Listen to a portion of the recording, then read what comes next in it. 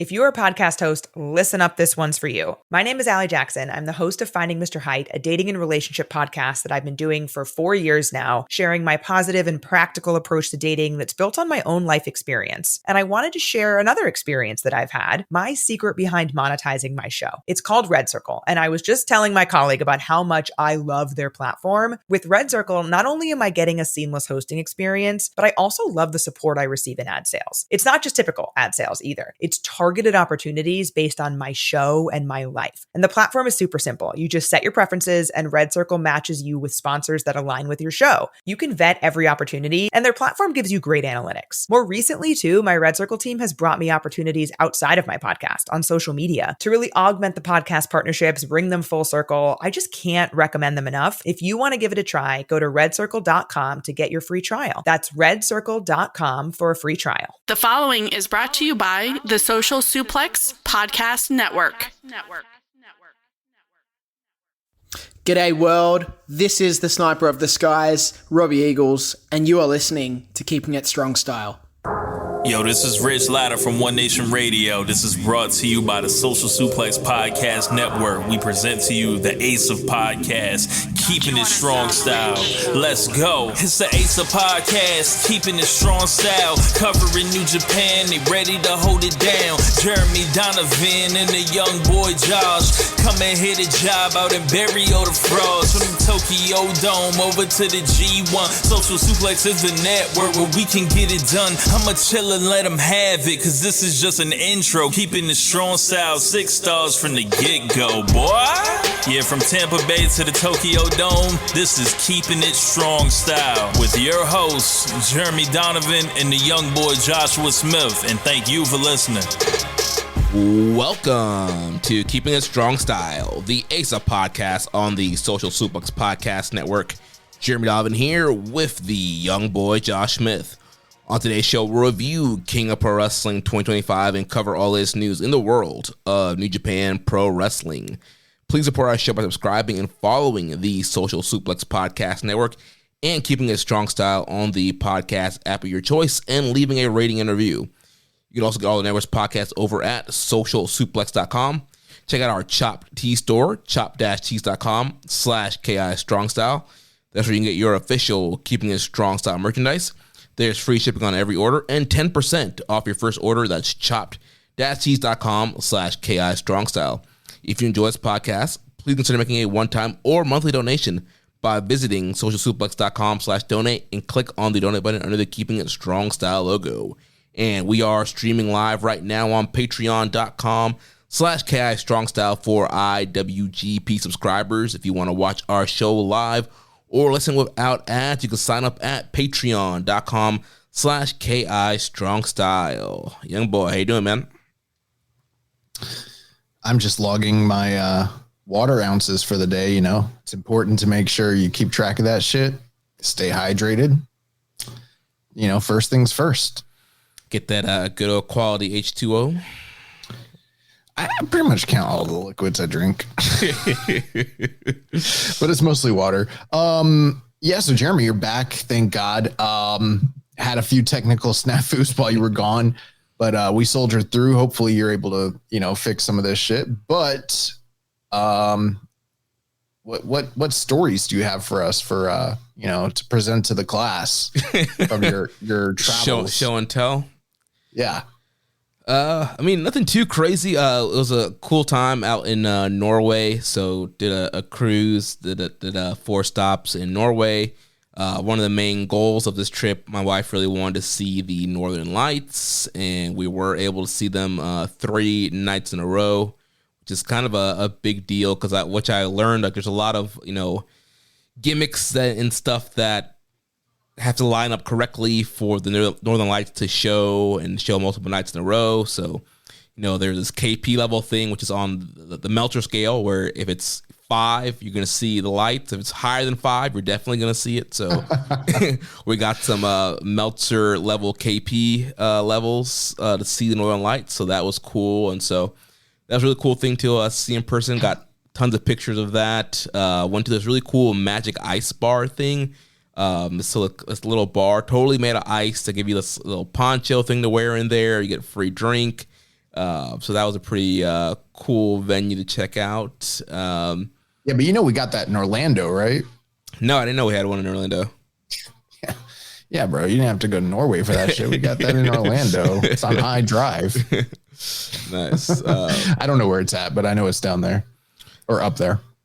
Yeah, so did that. Did a lot of sightseeings around the town of Norway. Tried reindeer sausage. So nice. Ate poor Rudolph going into the Christmas season here.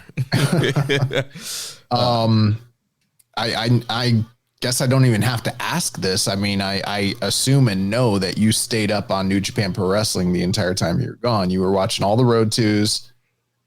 You saw Superhuman Taiji Ishimori. You saw all 2 hours of that match. And you're the only person I know that saw Historic Crossover, even though it didn't air. You found back channel ways to watch that shit. So, kudos to you. I'm glad you were able to keep up on all the New Japan while you were out gallivanting across Norway.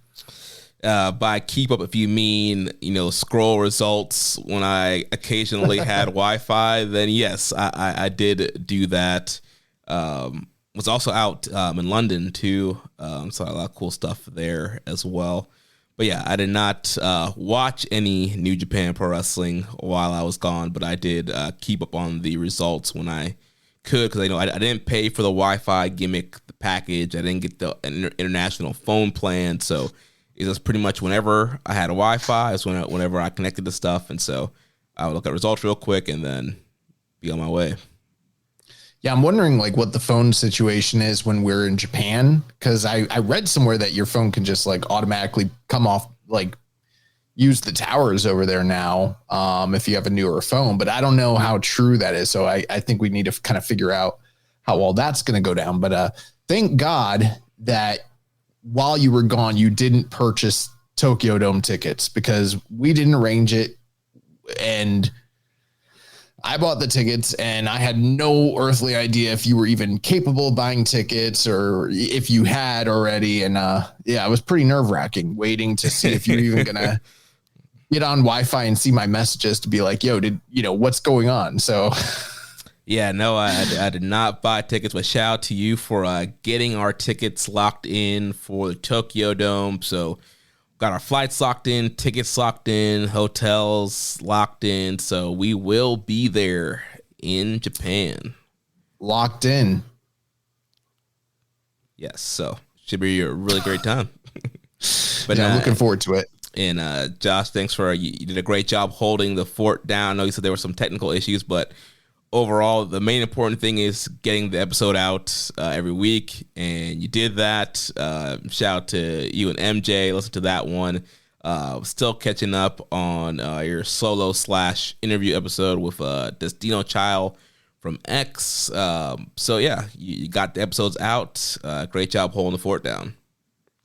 Yeah, a little bit of variety there, a little bit of everything, and hopefully you've been able to fix the Immortality 777 says if you have a Verizon, there's a travel plan that doesn't require anything to change on your end while traveling in Japan, but pocket Wi-Fi's and eSIMs are solid options. That's good to know. A little bit of everything while you're gone. I got to, do some solo audio. I got to do an interview and, have a famous guest on. So, we did it all, which is nice.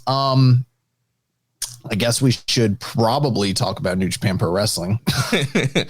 Yeah, there's a lot to talk about from today's show, King of Pro Wrestling 2025, but I also know there was several Road 2 shows that happened leading into this show, and Josh, you're going to lead us through all that. Yeah, I'll go through the results here. I mean, there probably are a few talking points, but they're probably best saved for discussion because a lot of this was previews for King of Pro Wrestling, so it's probably better fit in there. But this past week on October 9th, Thursday, we had night 3 of Road to KOPW from Komatsu General Gymnasium in Ishikawa. Reported attendance 1521. Katsuya Murashima and Zayn J defeated Shomakato and Matsumoto when Murashima hit the Boston Crab for a submission win over Matsumoto, 9 minutes, 36 seconds. The second match of the evening, Uemura defeated Daiki Nagai via armlock submission, 8 minutes and 24 seconds. Third match of the night, Sonata Kanemaru of House of Torture. They defeated the Bull Club War Dogs, Clark Connors and Drill Maloney. This match ended via disqualification when Maloney was disqualified for some House of Torture shenanigans, some shit that he didn't actually do at 5 minutes, 51 seconds, and Sonata picks up the win there. Fourth match of the night, ELP and Jado defeated Tanahashi and Yasuda when ELP hit the Thunder Kiss 86 at 10:03 over Yasuda for the pinfall victory. Fifth match of the night, House of Torture's Dick Togo, Fale, Doki, Evil, and Show defeated Despy, Kukai, Bolton, Tiger Mask, and Yano when Evil hit the Magic Killer for the pinfall victory over Tiger Mask in 8 minutes and 24 seconds. Semi-main event saw the Knockout Brothers, Oscar and Yuto Ice, defeat Shota Umino and Tomoyuki Hanma via Yuto Ice Cruella with a pinfall over Hanma, 11 minutes and 16 seconds. And then your main event saw Hiromu, Shingo, Teton, and Tsuji defeat the Bull Club War Dog team of Finley, Gabe Kidd, Geto, Taichi Shimori when Teton hit the springboard double stomp pinfall over Geto in the main event, 12 minutes, 55 seconds. The show closed with a Yota Tsuji promo. The following show, night 4 of the short road to KOPW, took place on Saturday, October 11th in Tokorozawa Municipal Gymnasium in Saitama, Japan. Reported attendance 1,057. Again, we saw the Young Lions open up with tag team action. This one was one when Shomakato hit the Boston Crab for a submission over Zane J, 9 minutes and 1 second. There is a small bit of discussion we should have there. Nothing major, but obviously these guys didn't show up on the KOPW show. So during the night 3 event, backstage, or actually before the backstage at the post match, we saw Shomakato and Zane J going elbow for elbow and kind of brawling with each other, even post match, which is a little bit rare for the Young Lions. You do typically see like fire and passion, but you don't see them like actually going at it. And then during the backstage promos, Shomakato was cutting his backstage promo, and Zane J attacked him, hit his head into like the metal and just left him laying and let everybody know that he's not fucking around. So there was a lot of heat for Shomakato and Zane J in this match, and Kato did get his revenge with the Boston Crab there. So a little unique, kind of a different wrinkle and development for the Young Lions that we don't typically see. The second match of the night, Umino defeated Murashima via lariat with the pinfall, 11 minutes and 28 seconds. Third match of the night, Clark Connors and Drill Maloney teaming for the first time in a very long time, former IWGP Junior Tag Team Champions. They defeated the team of Sonata and Kanemaru when Maloney got the willful countout win over Sonata, 7 minutes and 4 seconds. Fourth match of the night, Dick Togo, Don Fale, and Evil defeated Oleg Bolton, Tiger Mask, and Toriano when Evil hit the Darkness Scorpion for a referee stoppage over Tiger Mask. Never mind the fact that Tiger Mask ate a grenade and was laid out and unconscious just before he was put in the submission hold. Fifth match of the night saw the Knockout Brothers defeat Hanma and Uemura when Oscar hit the spinning sleeper for a referee stoppage over Hanma. So that's a new kind of developing finisher that he has now. It started with just a sleeper, but now he's spinning the guys around and then laying them out, which is pretty cool. Semi-main event saw the War Dogs, David Finley, Gabe Kidd, Geto, and Ishimori defeat Daiki Nagai, Shingo, Teton, and Tsuji when Finley hit the Into Oblivion for a pinfall victory over Daiki at 10 minutes and 35 seconds. And then the only worthwhile match worth discussing here that had major stakes leading into KOPW, the IWGP Junior Heavyweight Tag Team title on the line as the champions, the House of Torture, Doki and Show. They retained and defeated the challengers El Desperado and Kukai via Doki's schoolboy win over Kukai, 20 minutes and 34 seconds. Nice. How was that tag talent match? It was okay. It could have been better. I don't think it was like necessarily awful. It was fine action. One thing that they've really been doing here is trying to highlight this new, emergent Jr. Kukai, who I think you probably haven't seen as of yet. Is that correct? Right. Yeah. I think you'll like him though. He's a flippy do guy, very lucha rezu. I think he's kind of like right up your alley. And that was kind of the point here was, essentially to not only continue the rivalry between Doki and Desperado. You and I talked a little bit off there about the shocking nature and the kind of head scratching nature of that title change there. So that's going on. Yeah, I was, like I said to you off the air over the weekend, I was blown when I saw that Doki defeated Desperado for the title. Like, just complete booking malpractice there. Yeah, a lot of stuff in New Japan right now is kind of like that. So that was a little bewildering, but that's kind of continuing here. And then, recently the House of Torture, they retained cheating in their match. They didn't have outside interference, but they cheated. And then won with the roll up with the grabbing the tights. And that kind of continued in this match as well. Like they got Kukai isolated, hit him with the chair, rolled him up, grabbed the tights. 1, 2, 3. It was fine. I think I would go maybe, it wasn't a bad match. It was a good match. I'd go like 3.5. Some people are probably lower. I think, the perception of this title run for House of Torture is, less than favorable. Same thing with the fact that the booking behind Doki and Desperado, the usage of Doki, the character gimmick change, all of it has just not necessarily been received well. So that's kind of where we're at leading into KOPW here. So, and once again, Desperado, not on major shows, just, the king of Corkin. It's super strange. Yeah. Really weird booking there, but looks like these Road 2s are kind of standard stuff that they've been kind of doing to build up to the big shows here. So, we had King of Pro Wrestling 2025 this morning, today, Monday, October 13th, from Ryogoku Sumo Hall. We had a reported attendance of 5,372. So that's down from 6,640 for Sakura Genesis this year, which was the Goto Finley main event. And then it's down from last year's King of Pro Wrestling, which was a reported attendance of 6,211. That was the Naito Zack Sabre Jr. title match. So a little bit down here for what was actually a pretty good show.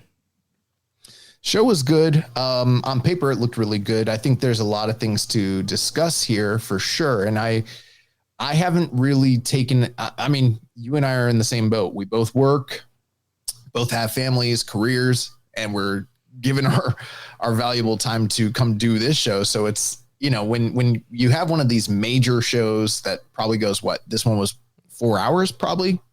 Something like that. I watched it in chunks, so I have no idea how. I watched. Well, you have to watch this unless you're watching live. You have to watch them in chunks anyways now because they don't put them on one video file anyways. Yeah. But I'm in the same boat as you. I was watching this periodically throughout the day. I'm sure you were too. So, it's like you get off work, you still have to eat food, you still have to spend time with family, and we have to digest all of this in time to be able to record the show. So it's not always easy. And I say all that to say this is like, I don't really know what the general fan perception is. I don't know how people are feeling. I'm going in this sight unseen, just kind of raw dogging it with my own personal opinions. I did look at a cage match, and it does look like it was like the overall show was like a little bit above 8, and there was a lot of green for all the top matches. So it does seem like overall this was a pretty well received show so far. I'm not surprised by that because it was a good show, but I do have some unique personal, just things that I've noticed that are probably worth discussing here. And we could definitely get into it. So, Jeremy, take us through. Yep. So the show opened up. We had a IWGP Women's Title match as Shuri defeats Sari to become a 2-time IWGP Women's Champion. And so Shuri and Sari have been feuding throughout the year. I believe they had a draw earlier in the year, and then Sari capturing the IWGP Women's title from Shuri, and they had a match, I think, back in 2015, something like that. So there's a long history and rivalry there between Shuri and Sareee. And they brought that over here to New Japan for this match. And you were telling me, Josh, there seemed to be some backstage politicking and issues with this match as well. Yeah, far be it from me to be the voice of knowledge when it comes to the Joshi world, but I did see some people in our Discord kind of talking about it, and I saw some scuttlebutt on Twitter. So, I mean, my understanding is Sareee is, she's essentially a freelancer at this point, but she's been kind of doing work and partnering with her promotion along with, Wonder Ring Stardom. So that's kind of what facilitated these matches with Shuri. And my understanding, and I could be wrong here, but she's going to work for another group, and I believe it is Marigold. Don't quote me on that, but that was my perception of it. And I guess they have another really big show. I think it might be in Sumo Hall as well. I'm not sure, but like basically the talk is that she's on her way out from working with Stardom so that she can go work at the big show in Marigold, which basically necessitates her having to drop the IWGP Women's title in pretty quick, fashion. A lot of people are upset about that, mainly because I think they wanted to see Sareee continue to work in Stardom, and kind of see how that would have gone. But also the fact that this match twice this year has been a match of the year contender and, at the very, very top of a lot of people's lists. And then for it to just kind of get dropped on a New Japan show as the opener, it did get time, but a lot of people thought it would get less time than this, but it's also a lot less time than their other matches had. And right. They're usually going like 30 plus minutes. Right. And, the rumors are that like Gedo couldn't give a fuck about having women wrestling on his show. There's very little promotional backing behind this. I do think it's a good thing to have that cross pollination, but I also could see why people see this as a marquee matchup and something that's deserving it to be at the top of its own card, to just be the opener on King of Pro Wrestling and everything like that.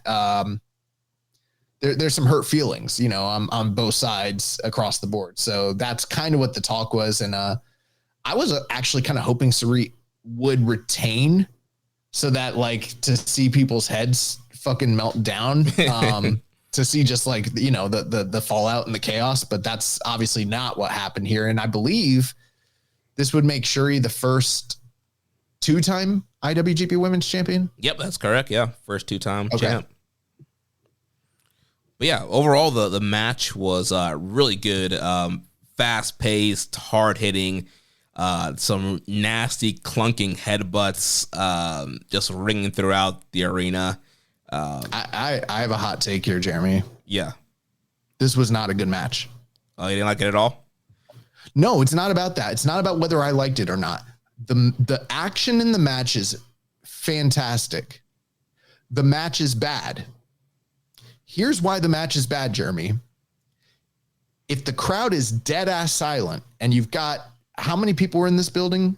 Over 5,000. Over 5,000 people. I understand, this is a different product, and I understand that it's probably there probably isn't as much crossover with the fan bases between different promotions as we like to think that there is. With that being said, we have seen time and time and time again when the women come over from Stardom and other Joshis and they win this crowd. You know what I mean? Yeah. They didn't win this crowd. And it doesn't matter how good the work is. If you are a pro wrestler and you're in there and the stuff that you're doing doesn't win the crowd and you don't know how to turn the crowd, your work is shit. Wow. Hot take there.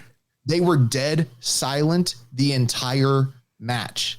Now, I do understand in a different building, in front of a home crowd, in a different environment, that match is fire and it would have delivered really well. I'd still give it a good rating just based on the fact that they worked really hard, but just doing cool moves and having fighting spirit and doing the right things, if they don't work and they don't get the crowd over, you as a professional have to learn how to switch up what you're doing to figure out how to win that audience. And if you don't win the audience, the match isn't good. And when I saw this had an 8 on Cage Match, I'm thinking to myself, I see what they saw, but what did they hear? And it's like, if the crowd is dead silent, that's not a good match. Yeah, for me, I knew the crowd was quiet. I won't say they were completely silent. I think there were moments where they were clapping and getting into it a little bit. Also, it was respectful. I was shocked at how quiet they were. They were way more up for the Bullet Club War Dogs, Clark Connors, Drilla, and Taiji Ishimori for the 6-man tag. After this, it was night and day. They didn't give a fuck about what these women were doing, and it's a shame because they were working really hard, hitting each other very stiff, doing the headbutts, and I do get it if the people at home are like, I'm into that, so I love what they're doing, so I enjoy it, so I'm going to rate it high. But wrestling is a performance art, and the art of working the crowd live and getting them involved in what you do is it's fundamentally vital to the performance. And they didn't do that. Therefore, it's not a good match in the sense of like, I see people giving it an 8. It's like, that's a great match. This wasn't a great match. Well, I'm in the cage match camp. I'm about 4 stars on it. I don't know. I really enjoy the match, and maybe I was focusing more on the work than the crowd, but I don't know. They were working super fast paced, super snug, super hard hitting. And if you kind of know the story a bit of what they've been throughout the year, obviously this is not as great as some of their previous matches, but there's definitely that kind of personal rivalry there. And so I don't know. I was into it. I was digging it, and I thought, yeah, they did a lot of great work, and the headbutts were just crazy insane, just ringing throughout the arena. Very hard hitting, a lot of great near falls and reversals. And Shuri there getting the win towards the end. But yeah, I enjoyed the match a lot. I do think that, had it been in front of a Stardom crowd, they just did 7,000 recently in a big building, and the diehard supporters watching them, I think this match would have been received better. It probably would have gotten more time on a Stardom show and would have ended up being a better match. But I thought it was a good opener for King of Pro Wrestling. And see, I think it's not a good opener at all because the people didn't get up for it, and the opener's job is to heat up the crowd, and they didn't heat up the crowd. Therefore, they didn't do their jobs. They failed. Like this morning, they failed at whatever it was they were supposed to do. They definitely failed. It doesn't matter how people at home feel about watching it. And I get it. We're fans and we view it one way. But if that audience didn't get up for it, they needed to have done something different. And that is the art of feeling out the crowd, understanding what audience you're working to, and changing on the fly, which is what great professional wrestlers do. And they didn't do that. They just stuck to their guns and they failed. Yeah. I mean, I see your point there, but I don't know. I enjoyed the match, and I guess it's difficult if you're really, and normally I the crowd does play a big part in the match for me, and especially when the crowd gets into it, but I don't know. I thought they were fine enough for this opening matchup, and yeah, maybe it should have been better. Maybe they should have got the crowd hotter, but I don't know. I thought the work was just really, really good in this match.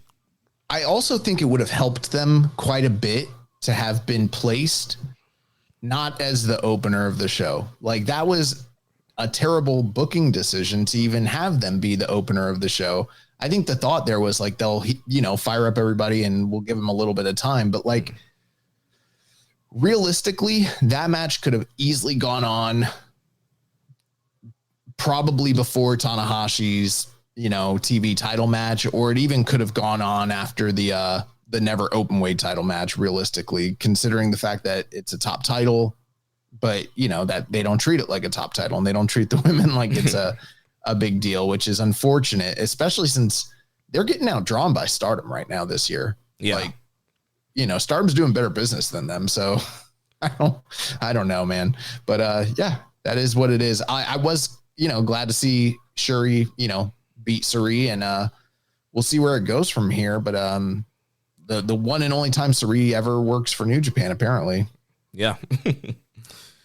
Well, following that, we had the Bullet Club War Dogs team of Clark Connors, Dave Finlay, and Taiji Ishimori defeating Hiromu Takahashi, Shingo Takagi, and Teton of Unaffiliated. And so over this tour and the Destruction Tour, we've been seeing War Dogs and Unaffiliated feuding in various multi-man matches and singles matches throughout both tours. And so this was kind of a part of the culmination of this rivalry. And later on, we'd obviously have Gabe Kidd and Tsuji.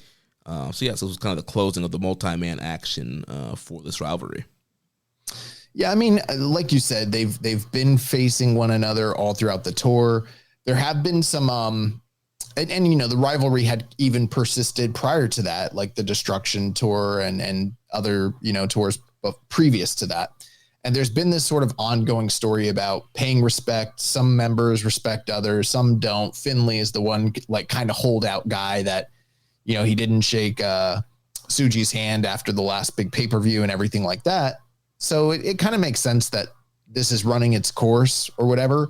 But at the time, I just thought, yeah, it's a fun 6-man tag. It's just a continuation of what's gone on, and probably going to serve as a quasi preview for what we're going to see come World or Super Junior Tag League, which I'm still shocked that we don't have a field announced. I figured on this show, at least we would get that, which basically says to me that look out, probably by the time this show is airing tomorrow overnight, they're probably going to just announce the field via social media. I assume. I'm assuming there'll probably be a press conference. You know, they'll interview Takeshita, and then they'll probably announce the Junior Tag League and the upcoming shows for the rest of the month.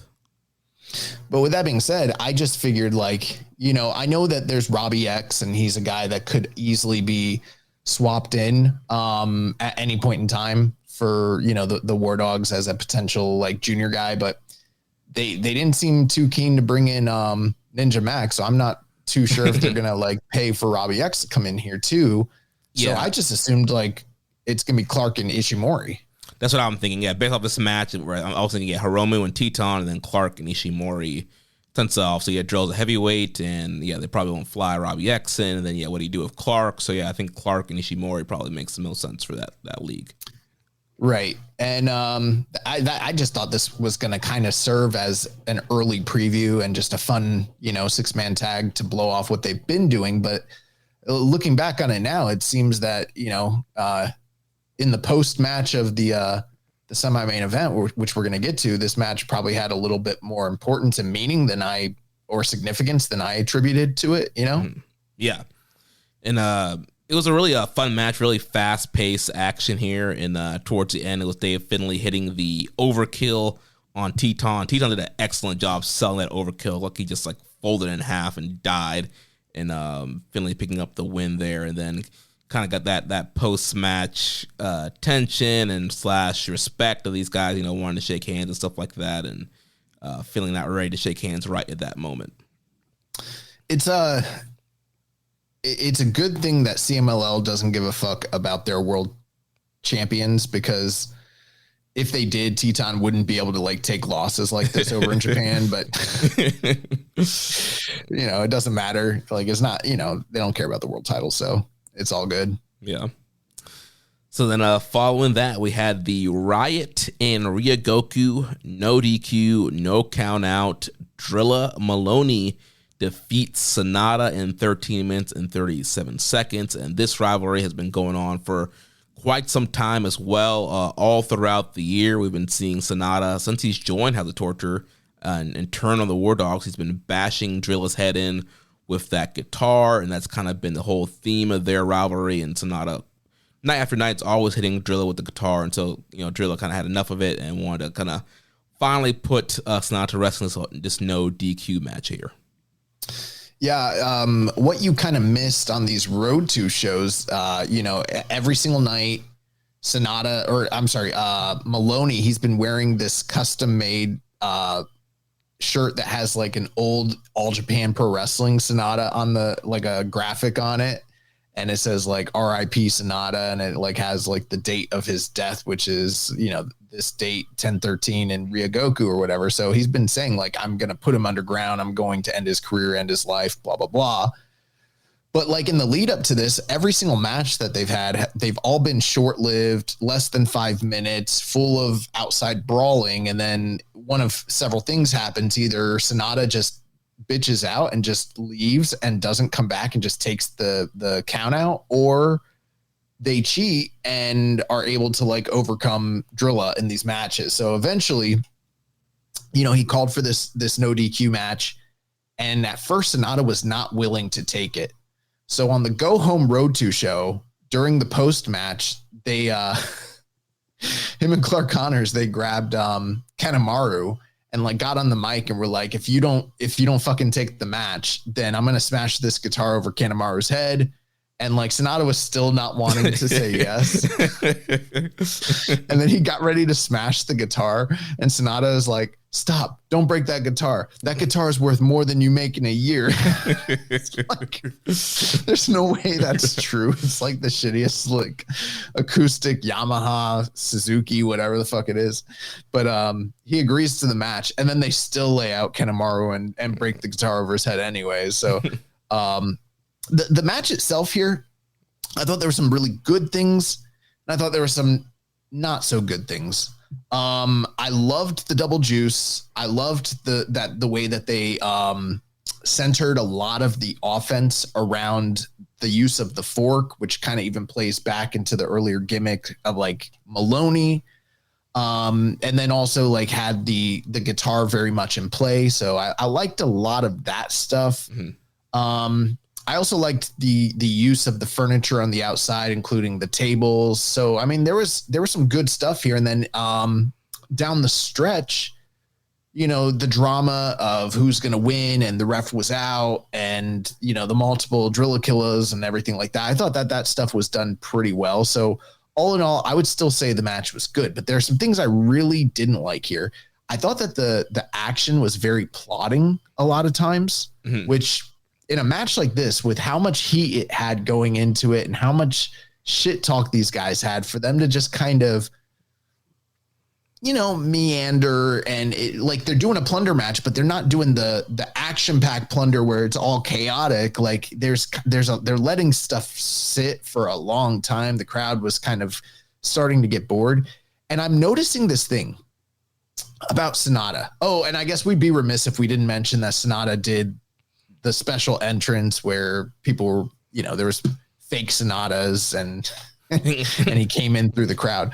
But one thing that makes Sonata not such a great heel is in doing this Tanahashi series, I've started to notice the way that he is able to mold and play to the crowd as a heel to get the heat whenever he wants it. And Sonata doesn't ever do anything like that. When you start thinking about some of the greatest heels that you've ever seen, it's usually people that are able to draw the ire of the crowd in some way, whether it is a gesture, whether it is vocal, whether it's, you know, the moves or the little things in between. But like Sonata just kind of does the same shit every time. Like he's not really that different from how he was before he turned heel, except for like, it's the stuff after the bell and the stuff before the bell that where he's like showing his character, but in the ring, he's not really getting heat. Like he just kind of depends on House of Torture to come in as the heaters, which they did, mm-hmm. which I didn't love that part of it either. But I'm like, why doesn't he, I know he's not the most expressive guy, but like, why doesn't he figure anything out in the match to actually get heat other than just hitting a guy with a guitar? Like he doesn't, or low blow or a low blow. Those are the only two things that he knows how to do, but he has nothing to actually draw anything to engage the crowd, which is not great. Ultimately it was good though. It was still a good match. And I was glad. I was really counting on the idea that Sonata was going to pick up the win here. And I'm glad that it was Drilla. And I'm wondering what path that opens up for him going into Tokyo Dome. Yeah, I was really impressed with Drilla in this match. And, you know, we've kind of been singing Drilla's praises since G1 and just kind of what a great year he's been having since moving up to heavyweight. And I feel like he was a star in this matchup. I feel like, unlike Sonata, I feel like he was connecting with the crowd and the crowd was getting behind him and wanting to see him kind of overcome, and they were getting fired up when he would fire up, you know, when he was on offense and when, you know, when he finally got the guitar and bashed it over Sanada's head. The crowd went wild for that. The Drilla Killer false finish that you mentioned, like, I'm telling you, when he gets people up on his shoulders and when he hits that Drilla Killer pile driver, the crowd like oohs, ahs, gas, loses their mind. So like he has that connection with them. And I just feel like he's really leaning into this kind of newer baby-facious, character that they're doing and kind of being the powerhouse, this juggernaut. And yeah, I thought he killed it in this match. And like you mentioned, throwback to the first two dog pound cage matches with the fork and getting the double juice there. And I thought it was dumb to have a ref bump in a no DQ match. It's like there's no disqualification. So if they're going to interfere, why don't they just run out? It's just to get heat. Yeah, that's all. Yeah, and I get and they also want to have the false finish. Yeah, which I mean they could have just came in and broke the count up or something. I don't know. I don't really feel like a ref bump was necessary for that, but whatever. It's how the torture. They're gonna do that stuff. But yeah, I thought that was a interesting spot there to they've really protected that drill killer power driver, and so they had to do something to keep that strong. But then eventually Clark came out there, and then he ends up hitting the power driver again after hitting him with the guitar. So yeah, overall very good match. I agree with you. I thought there were a little bit of slow points in the match. Drill took a nasty back body drop onto the Japanese tables. So there was definitely some good action and some good plunder throughout. But of course, it's Sanada, it's House of Torture. So there are some things to expect when you have those combinations. But overall, I thought it was a good ending to this rivalry. I thought it was a great call up to put Drilla over. And he's a guy where I'm like, man, you need to capitalize on him. Like if guys like Gabe are leaving, who knows what's up with like Finley, Zack Sabre, who knows will be up for him next year. Like, I feel like Drilla is a young foreign guy that you can really get behind and push him before, Tony Khan or Nick Khan make the offer. Yeah, I mean, right now, he's probably on the docket for me as being a leading candidate for most improved for the year in our awards. Yeah. But he brought out new gear. The tights. Really, I like that. The long boys and got over with the crowd. So I think all in all, even though there's some some small gripes I would have about the actual action, and it's House of Torture, so you know what you're signed up for anyway. So I wasn't too surprised. But to see him overcome the odds and get the connection with the crowd, I thought this was a good vehicle to just kind of showcase where he's at in the trajectory of the hierarchy of the company. So that's great. And I think that they're going to have something for him for the Dome, I assume. So that's good. Yeah. Probably. And I was speculating on this last week, but I'm guessing he'll be one of the next guys to go after the TV title. Probably. Yeah, that seems to make sense. So now, following that, we have the return of Hiroki Goto, E Honda, teaming back up with Yoshihashi and Yo. So a little Chaos and Bishamon reunion here. And they defeated the TMDK team of Hartley Jackson, Kotsuya Vegeta, and Roy Oiwa in 7 minutes and 55 seconds. Yeah, so this was, like you said, the return of Goto. Goto got huge reactions on his way out to the ring, so that was really good. I was a little bit wondering, like, why do this match here for his return? Why not, if you're going to have him come out at the press conference, make the announcement that he's returning, yada, yada, why not make it something a little bit more substantial? But this kind of did work in a sense because, again, it was Zack Sabre Jr. that put him on the shelf in kayfabe, and having him go make his return and face off against some of his compatriots in TMDK, that kind of makes sense. Good little showcase. And I loved what they were doing on commentary, just basically spelling out how he's got his eye set on the IWGP title, and he's really hoping that of the two guys that are in the main event, that it will be Zack who retains so that he can get the rematch against Zack, which I thought that was good storytelling. So he looked good. Everyone in this match looked pretty good. And I'll say it till the cows come home. I don't know why Hartley Jackson has to be the pin eater in TMDK. It doesn't make sense. Yeah. I definitely wouldn't have pinned him here. I mean, you got Oiwa, who they're not really doing anything with. Vegeta, I feel like could eat a pin right now. I don't know. Yeah, I feel like Harley Jackson, they're squandering him.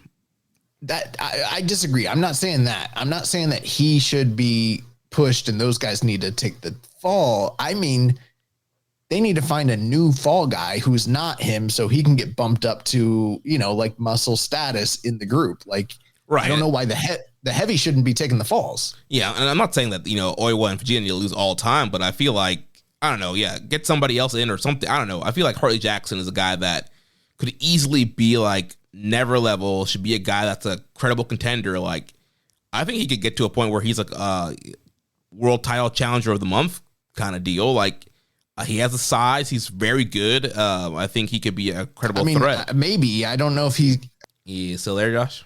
The audio was cutting out a little bit for me. I don't know if it is for you. Yeah, it's starting to. You froze, and then you're going in and out. Yeah, you were freezing for me too. Sorry about that. I don't know what happened. What I was saying though is like I would like to see a little bit more from Harley Jackson first, just to see how he can go on a singles level in a prolonged match. But if he has the goods, which I hope and believe he probably does, then I don't see why we wouldn't, be excited to see him, get a push, get some title opportunities, and then work some programs. Why not? Yeah. But yeah, it was good to see Goto back, and also, kind of good to see the crowd reaction is pretty much the same level as before he left. So the Goto Revolution is rolling on here, and Bishamon, they hit their double team maneuver on Harley Jackson, followed up by Goto hitting the GTR on Jackson to get the win, and this would not be the last time that we would see Goto in the night.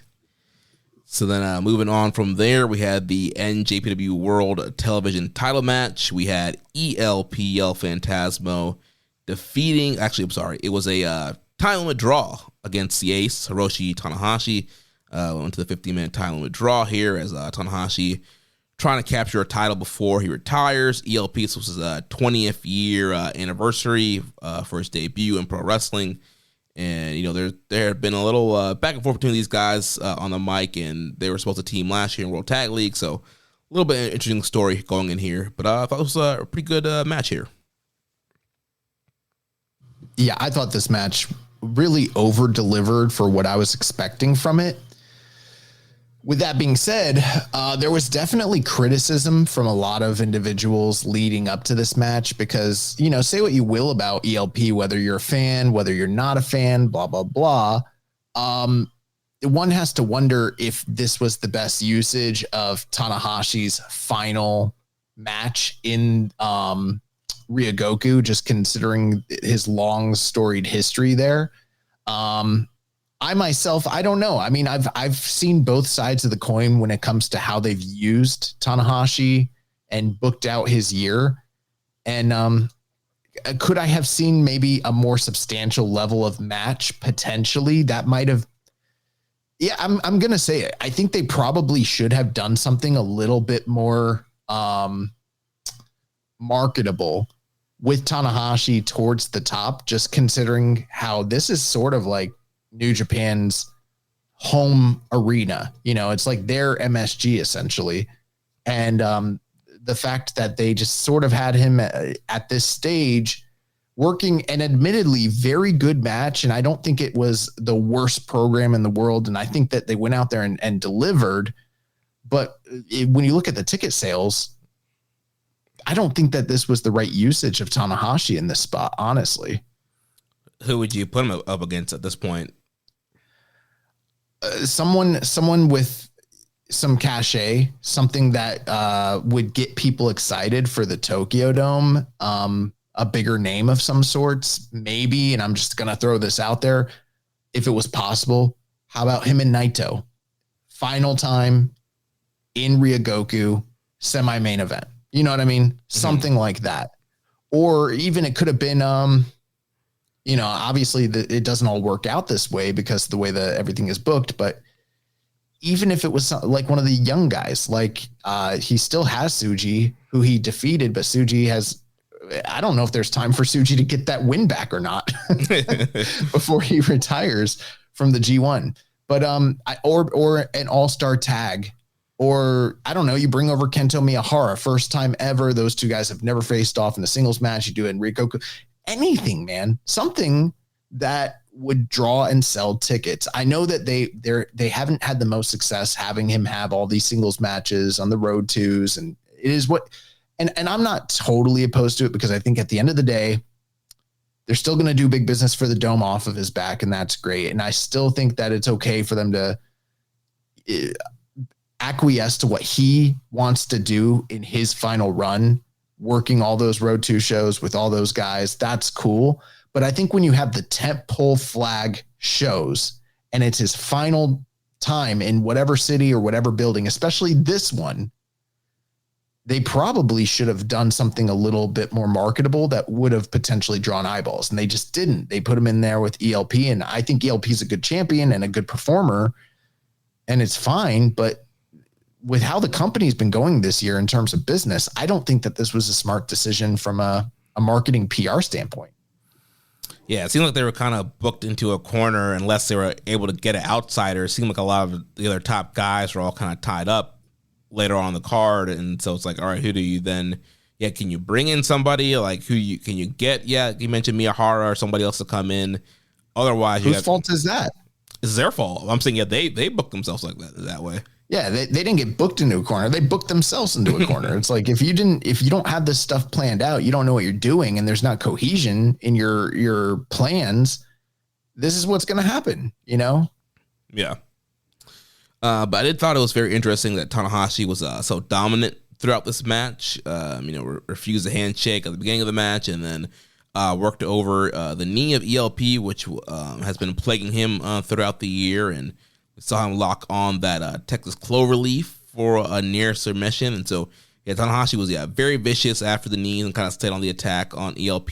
ELP was able to get some hope spots, doing some of his big high-flying signature maneuvers, Thunder Kiss 86 for a great near fall. But then, like I mentioned at the end, it was Tanahashi who kind of held on towards the end there to get the 15-minute time limit draw.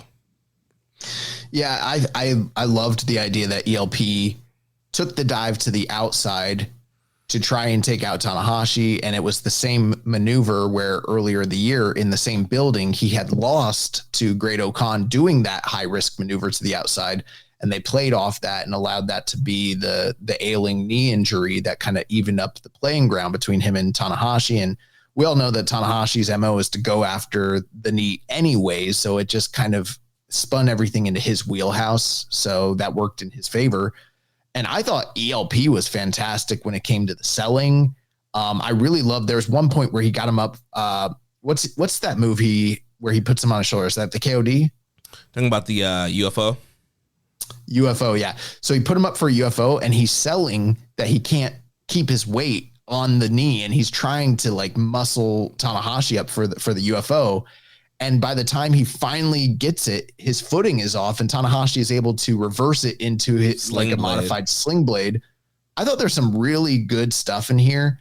And then down the stretch, when ELP was getting very close to beating him, I kind of thought that they should just pull the trigger and let ELP win the match at that point. So, but obviously they're trying to have some level of protection for Tanahashi going into the Tokyo Dome. So that's fine. These two guys paid a lot of respect to one another. I thought the match was really, really, really well worked, and I thought ELP really shined here. Two things I'm going to be critical about, though. Number one, ELP has had as many time limit draws as successful defenses, and I think that was leading into this match. So now after the match is over, I think he's had more draws as a champion than he has successful defenses within the time limit. Yeah, that's not great. Yeah, Charlton did mention that on commentary that ELP really needs to win this match. Yeah, because he has a lot of defenses, he's still champion, but it's all been by running up to the clock.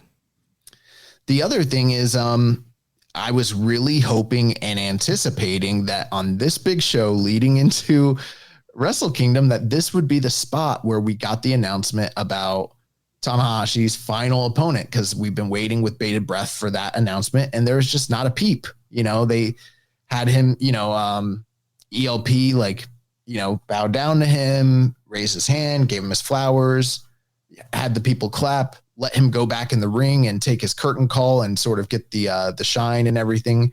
And then that was that. And I was expecting like the video to play or spotlight, someone walks out and like nothing. I'm like, how long are we going to delay this thing?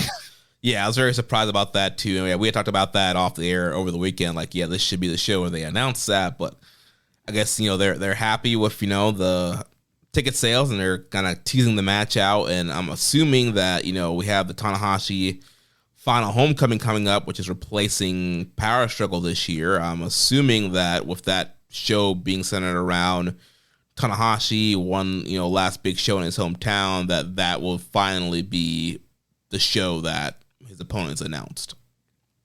Yeah, and I heard Chris Charlton mention how that would be treated like a big show, and with some of the other developments down the stretch of this event, post matches, you know, stuff like that, it does seem like it is just going to be Power Struggle, but in Gifu and, you know, centered on Tanahashi. So that's a good sign because we still have one last big event to close out the calendar year before we go into World Tag League. Yeah. And there was a post-match comments with ELP and Tanahashi. It does look like they will be teaming up in a World Tag League this year. They were supposed to team up last year, but then ELP had, you know, the cancer that he had to go off for and was able to come back, thankfully.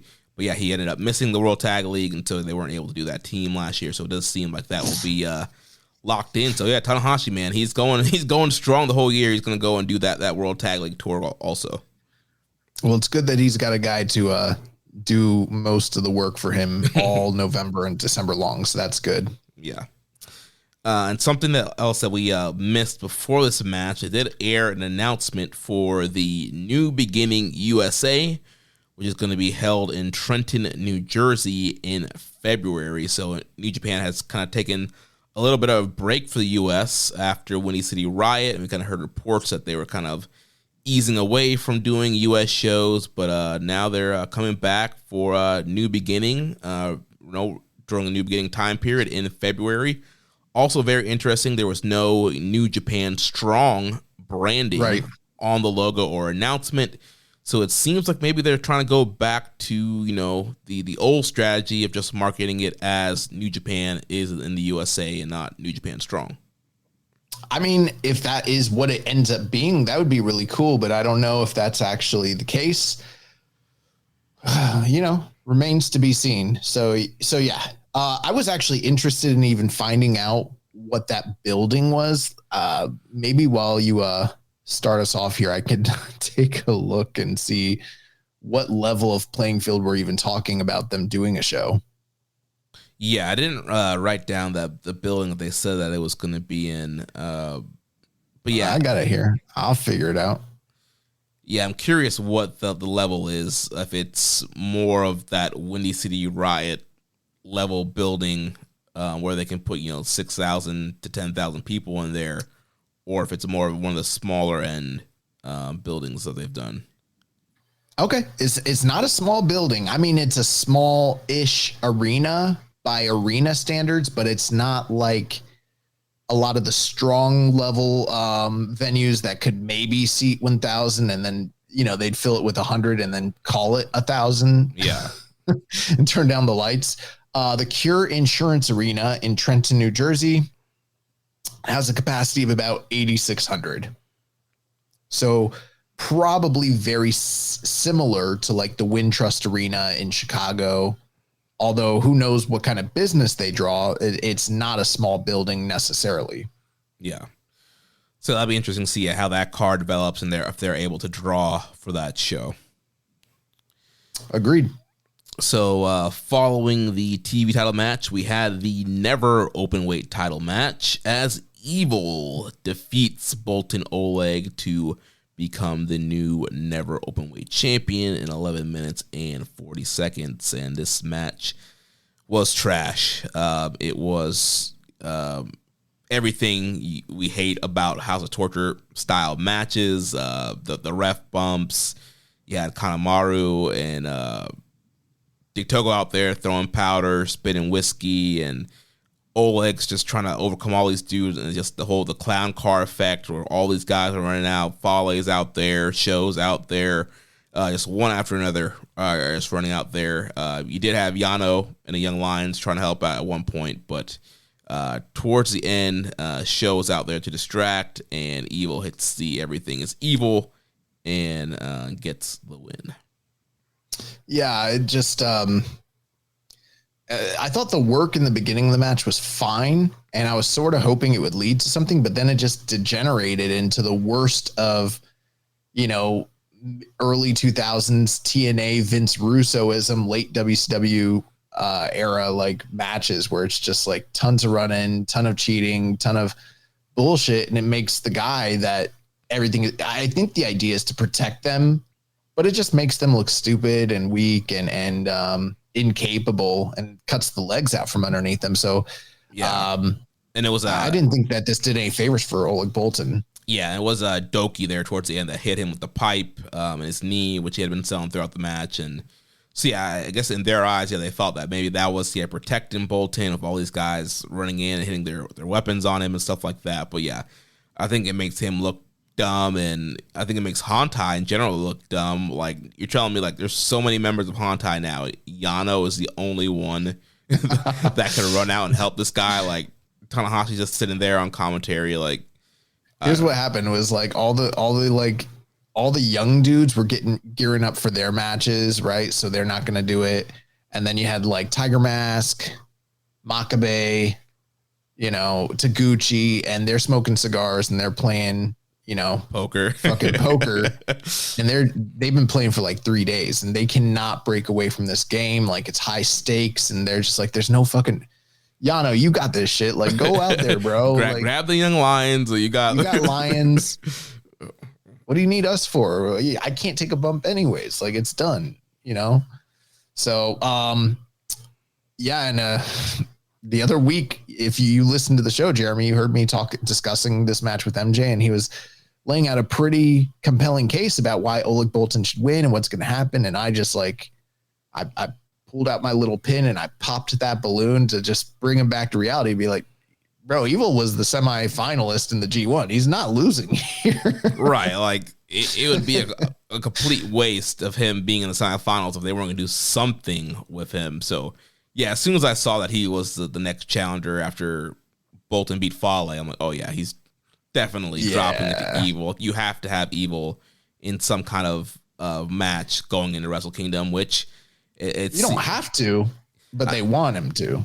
You don't have to, but based on how they booked him, like, if we know history of like the semifinalists in the G1 is going to be in some kind of match at Wrestle Kingdom, which post match we did have these guys jumping Boltin, and Evil's doing his laugh thing, and then we had Aaron Wolf sliding into the ring, and he starts to judo throwing everybody, gets in Evil's face. They're pushing each other. They have a stare down, and backstage, Aaron Wolf is saying he doesn't know what came over him. He just slid in the ring. His body took over. And, he says, he's not in any spot to make a match, but he would love to face Evil at Wrestle Kingdom. So it seems like that is the direction here is going to be Evil versus Aaron Wolf for his big debut in the Tokyo Dome, maybe for the Never title. Well, before he even entered the ring, the one thing that was worth noting was that each successive young lion that had already been involved in the match earlier, they were all trying to make the save for Oleg Boltin and getting their asses handed to them. So then it was like they run roughshod over all the young lions except for, oh shit, wait, we forgot Aaron Wolf's at ringside.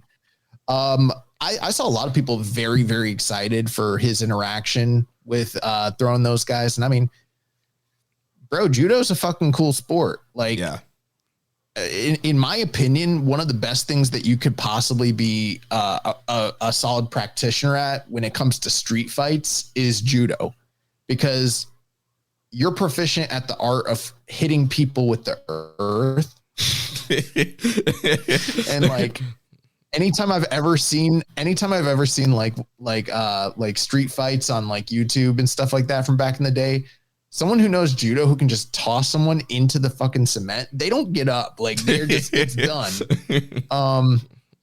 you know, and I was always say what you will about her as a person, but I always liked Ronda's work in WWE, her like tossing people, and I think judo is a really cool base, something that doesn't get utilized or shown enough in pro wrestling.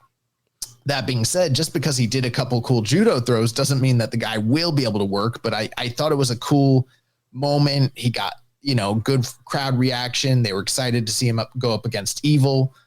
But there's also the part of me that's like, bro, they got him going up against Evil in the Tokyo Dome. What the fuck? Yeah, I was much more interested in the Zack Sabre direction they were teasing in the G1. Like, oh, that's a great opponent for him to showcase against, and like Zack can be a dickhead and try to like put him all these submission holes, and then he has his easy judo to get out. But no, they're going the Evil route, which I guess, you know, they're doing the whole, you know, national hero against the guy that's, you know, trying to burn the company down. And so the crowd dynamics, I think it will get the crowd reaction they want. The crowd will cheer him and boo Evil. But as far as like to really show like what he can do in the ring, like I don't know if that's the best guy for him to go against, unless maybe they're like, we need the smoke and mirrors for him right now, so we got to do Evil and House of Torture.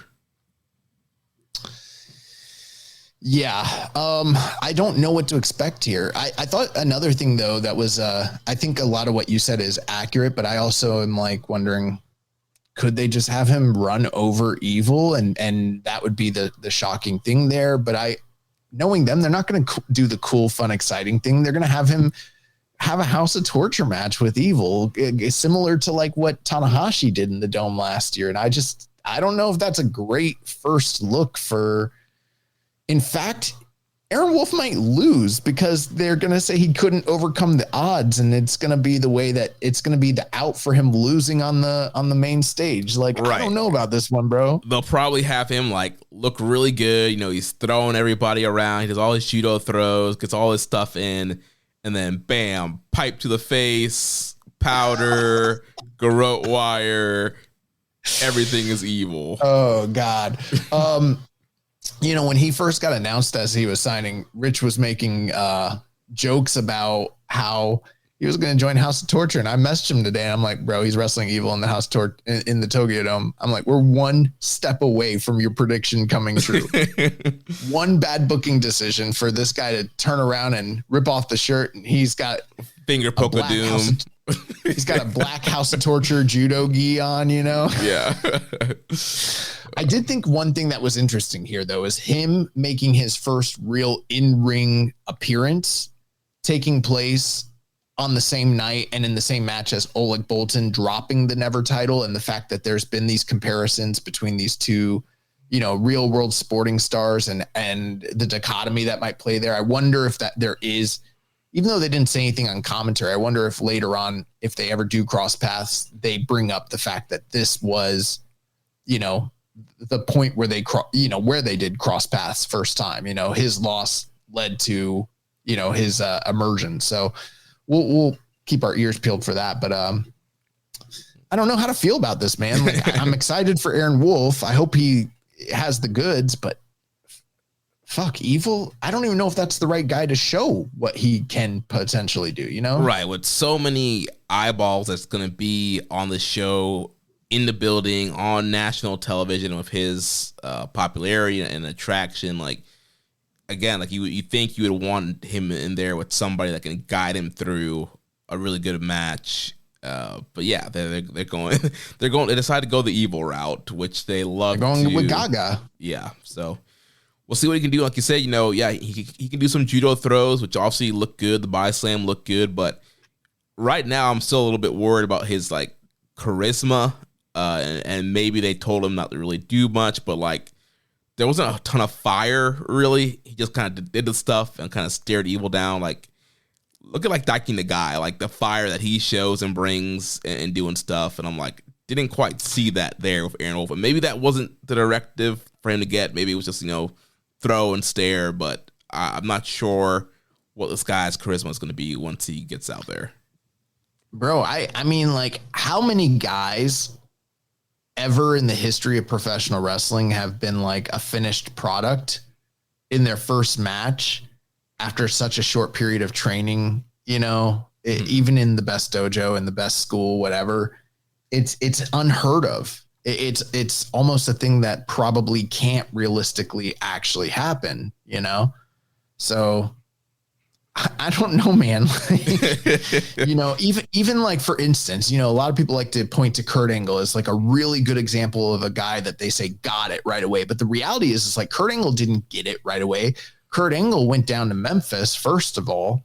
He worked, for Jerry Lawler, and I think he worked Heartland and everything like that. Yeah, HWA, He got like experience and reps working on the indies first, even if it was albeit brief. And then they brought him back, and then he was working dark matches, and he got, time to do all that. And then eventually he made his debut. And even when he made his debut, good on the mic, kind of robotic, but he got the gimmick. He got how to get under people's skin, but he wasn't good at first. He was like mechanically good, but he wasn't good at pro wrestling. It was like a year, probably. Yeah, maybe not a year. I mean, he really didn't get into like he's here, and I would say till like 2000. Yeah, when did he start in 99? Yeah, I think it was like 99. I think so. It was like probably a year. Yeah.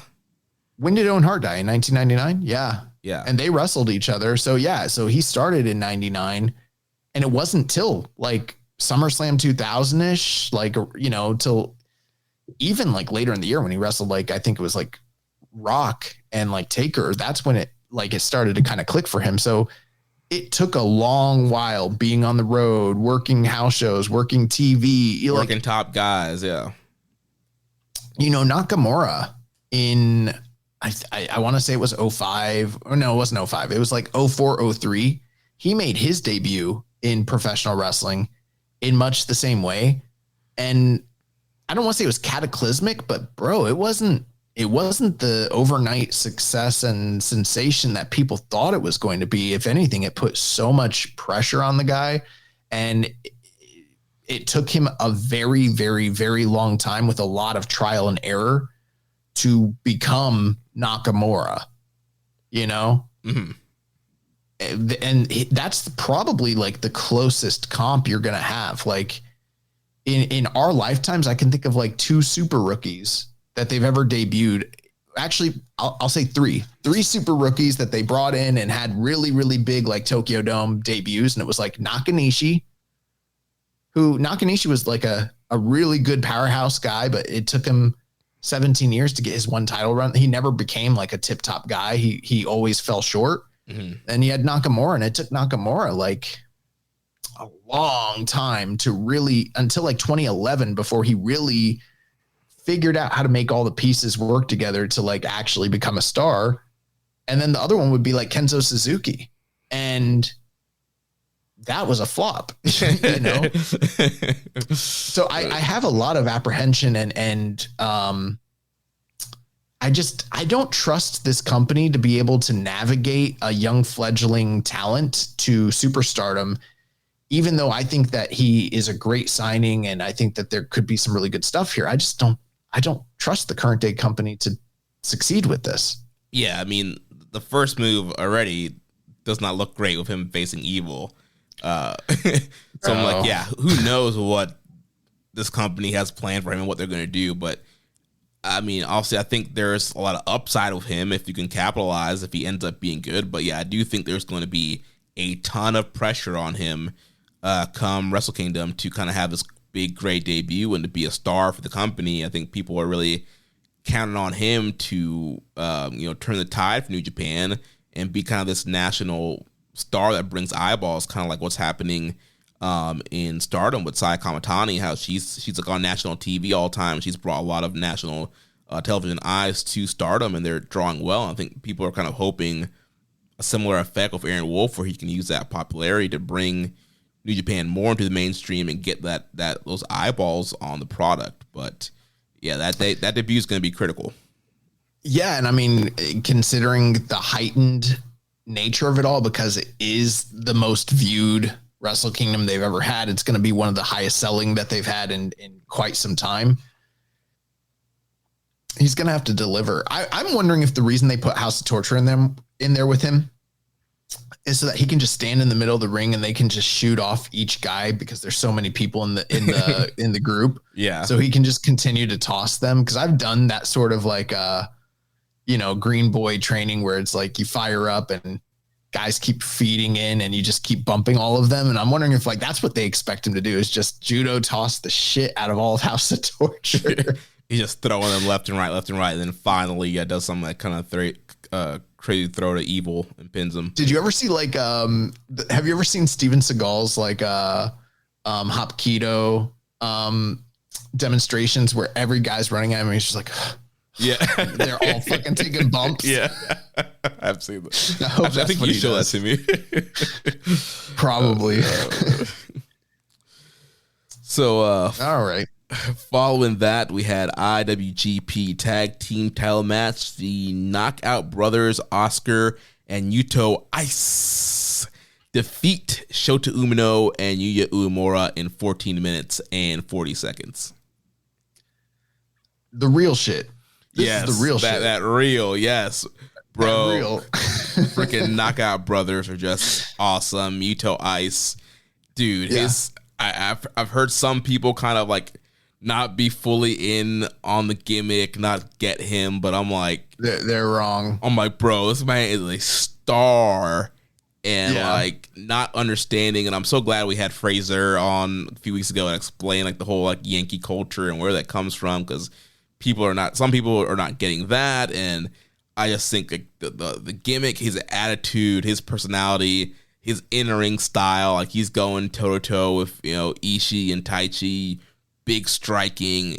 This guy's he just has it, and he's been a blast to watch this last month and a half.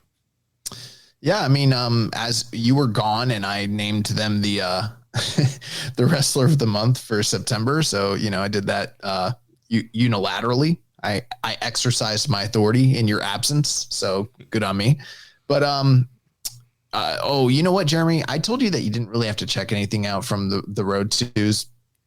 You might want to watch Yuto Ice and Yuya Uemura. Yeah. That was pretty fucking awesome. I saw Dave gave it 4.25, and it's like 8, Oh, really? Yeah, it's like 8 something on Cage Match also. So yeah, I am going to go back and watch that. That one's really good. And I loved the way that they incorporated the story of that match and the history between these two guys and just kind of made it a focal point. And I thought the match really delivered. I mean, there was a lot of good work on the show leading up to this, but this is really like the top end where things picked up.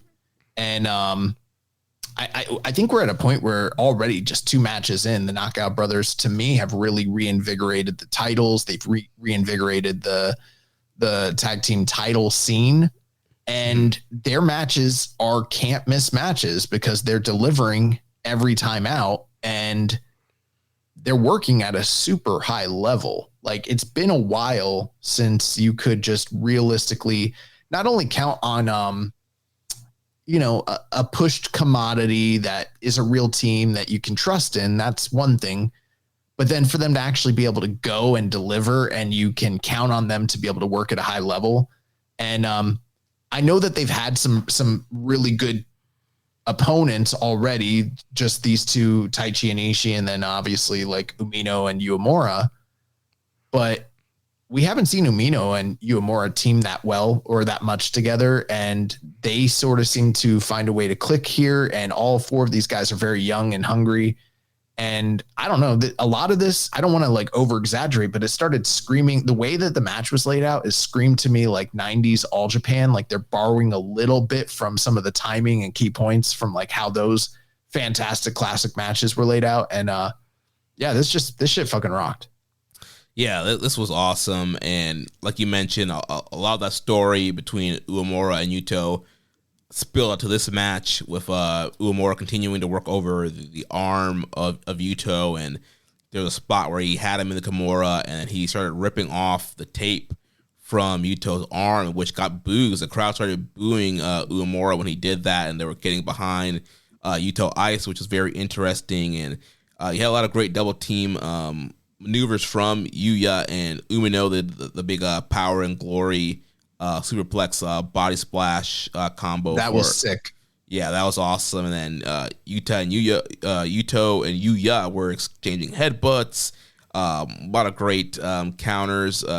Oscar busting up that sleeper slam that you were mentioning earlier from the Road 2 shows, and big spot with Umino doing a big German on Oscar that got a big pop from the crowd because Oscar's just been really menacing and kind of using that scythe, and so the crowd really popped seeing Umino throw him around, and you had Oscar just doing a lot of really cool power stuff throughout the match, and Yuto Ice, that big right hand that he does is awesome as well. So a lot of really great hard-hitting back and forth action here. And then towards the end of the match, you had Yuto and Oscar that hit the KOB onto Uemura, and Yuto Ice gets the win. So good storytelling there where Yuto Ice getting the pinfall over Yuya, but he really depended on Oscar to help him out there, because towards the end, I feel like Yuya really had him. He was about to hit the deadbolt, but really depended on Oscar to come in there for them to hit the KOB, but gets the pin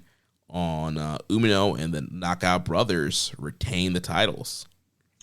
Yeah, and I think the story there too, and I mentioned this on last week's show, is that individually, the Knockout Brothers are not quite up to the level where they're able to overcome these guys as individual singles wrestlers, but as a tag team, they're much more experienced and you know, they have more chemistry at this point, and they kind of know where each other are in the ring.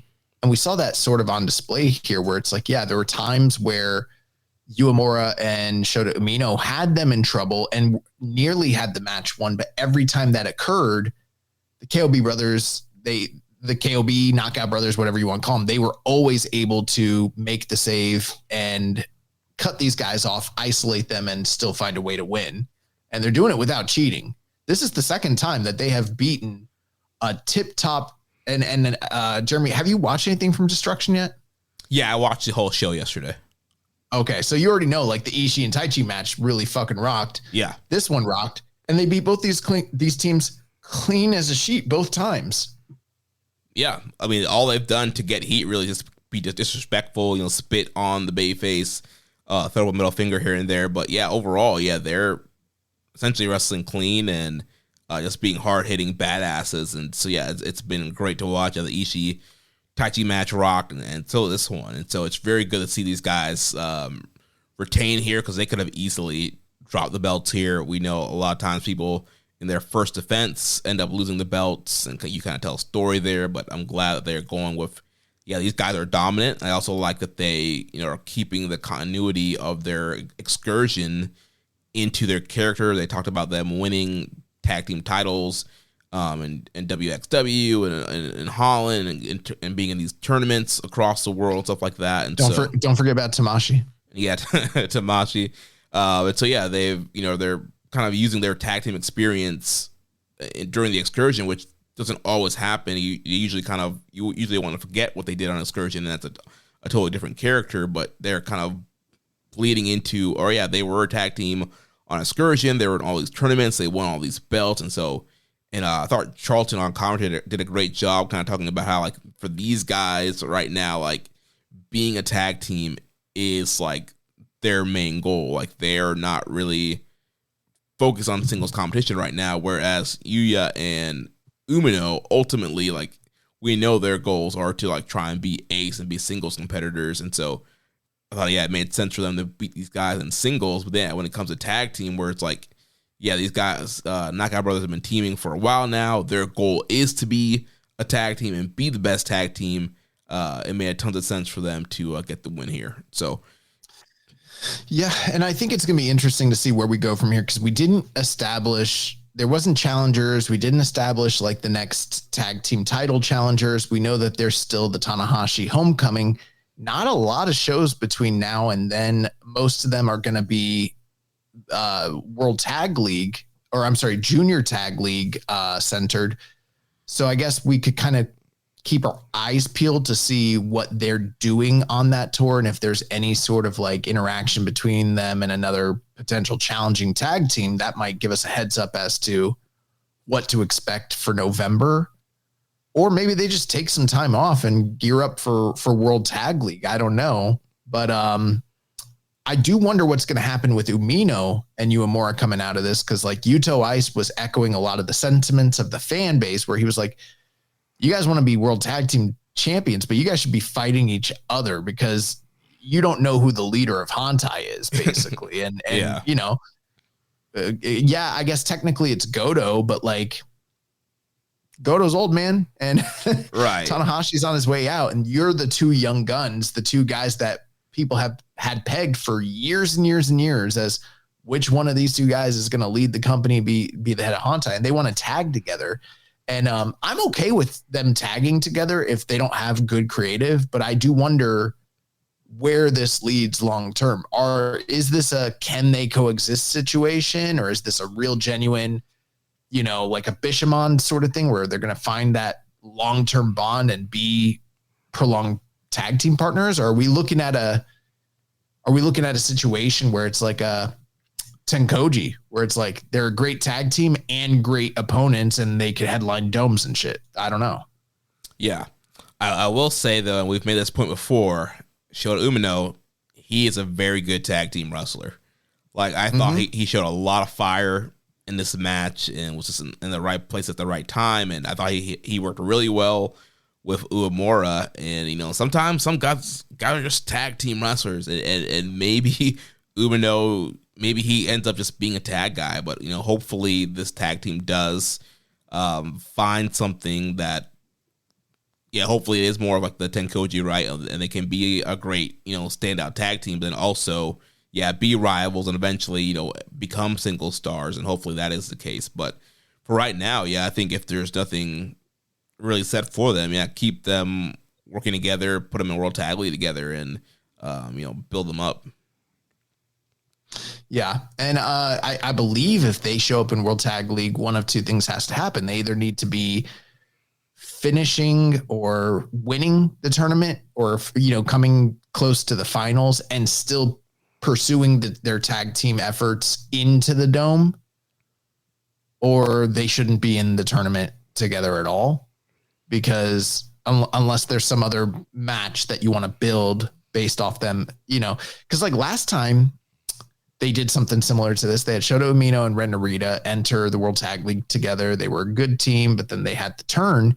And the payoff didn't happen in the dome. It happened in a Cork and Hall leading up to the dome. And then they ended up doing a kind of a throwaway tag match at the Tokyo Dome, which fucking sucked. So Yeah. I don't think that these guys are in the place in their careers where especially Umino, like actually both guys, but Umino going from being a headliner last year, you have to have something for the guy this year, or he is pretty much a failure. So Yeah, I think winning World Tag League and then, yeah, being either you do a straight up rematch with the Knockout Brothers and they beat them, or you throw in one other team in there, do a three-way. I think that would be a good spot for them. Well, last week I was, and we also have to make mention, this is the first time in a whole year that any IWGP Tag Team Champions have retained. So yeah, they said they wanted to bring some stability to the division. They definitely did that already, just with one overcoming defense. the one defense curse. I said last week, people were asking how long will they, actually it was a couple weeks ago, they're like, how long will they hold the titles? What's the projection you see? Blah, blah, blah, blah, blah. I think that they're holding the titles through the Tokyo Dome and dropping them in February to gear up for New Japan Cup. So I still think that that's where we're headed. And I do think it's going to be a multi-man tag team match in the Dome following World Tag League. However, we got to get there. And I do wonder if Umino and Uemura will be in that mix or not. I don't know. Yeah, I mean, if Yuya and Umino win World Tag League, I could see them winning the titles at Wrestle Kingdom. Or if they're just in the match somehow, then yeah, maybe Knockout Brothers retain there. But either way, Knockout Brothers looking great, and definitely expect some more big things from them to come. The Then following that, semi-main event, we had the IWGP Global Heavyweight Title match. Yota Tsuji defeats Gabe Kidd and once again becomes the global champion. So, Jeremy, I mean, let me ask you this, because the big thing heading into this match was how much of a talking point it's been between Tsuji and Gabe Kidd as to how they wanted to treat the global title as their ticket to main eventing the Tokyo Dome and challenging for the IWGP World Heavyweight title. So, you know, you just got back from abroad. This is probably big news to you where you're like, what the fuck is what? We're doing another double gold dash? Yeah, I listened to you and MJ on the plane ride home. So I kind of heard, that the comments they were making. And then, I watched the VTR for this match as well. And then kind of talked about, wanting to get the Tokyo Dome, and they mentioned it on commentary. So, I was not really thrilled when I heard, like, there could potentially be, double gold dash again. It's like, we've been there, done that. Got the t-shirt. Got the t-shirt. Like, I don't know, like, wasn't really a fan of it back then, and we had, like, bigger stars involved with it. And it led to eventually the titles being unified and all that stuff and getting rid of the V4. And I don't really see why you need to do a double gold dash, especially once the tickets are already selling well, and just based off of Tanahashi's retirement and Aaron Wolf's debut. So why not just do a straight up world title match, a straight up global title match? Do two big title matches to kind of capitalize instead of trying to do this bigger potential title match. And I just feel like the global title has just not felt as important as the IC title. I think you guys mentioned that also. Like, they have not done a great job of building it up as the secondary title. It just kind of felt like y'all keep complaining y'all want a white belt. Well, here's here's the title. Stop complaining. Here's your white belt. Like, it's back, but not really. And they just haven't done a great job of pushing it and making it feel important. Like, Tsuji's first reign didn't really click well. Gabe's reign wasn't really great either. And so, like, they're putting it on good guys that should have elevated the belt, but the bad booking and the lackluster title reigns have not helped elevate the title. And now, after it only being around for what 2 years now at this point, something like that, like, where we're already like planning to get rid of it and like lump it back into the world title. I don't know. Right now, I'm not a fan of the direction of that. Yeah. I'm right there with you. With that being said, though, I had mixed feelings about this match. Just because the match that they had in February felt so special, and the hype behind the crowd was just palpable, and the excitement and the meaning behind it, yada, yada. And then it was like a little bit diminishing returns when they did it again in Dominion. It wasn't, for a lot of reasons, quite what it had been. And I felt like this one was in a similar boat. I liked this match overall more than the second match they did this year, but I don't think it really held a candle to the first match they did at the beginning of the year. I thought the finish was a lot better. I was glad we didn't get the double knockout, and Tsuji basically popped up and probably should have won the match anyways, but yeah, whatever. There is something here though, Jeremy, and I don't ever quite know how to describe it. Like, I like Gabe Kidd a lot. I like Tsuji a lot.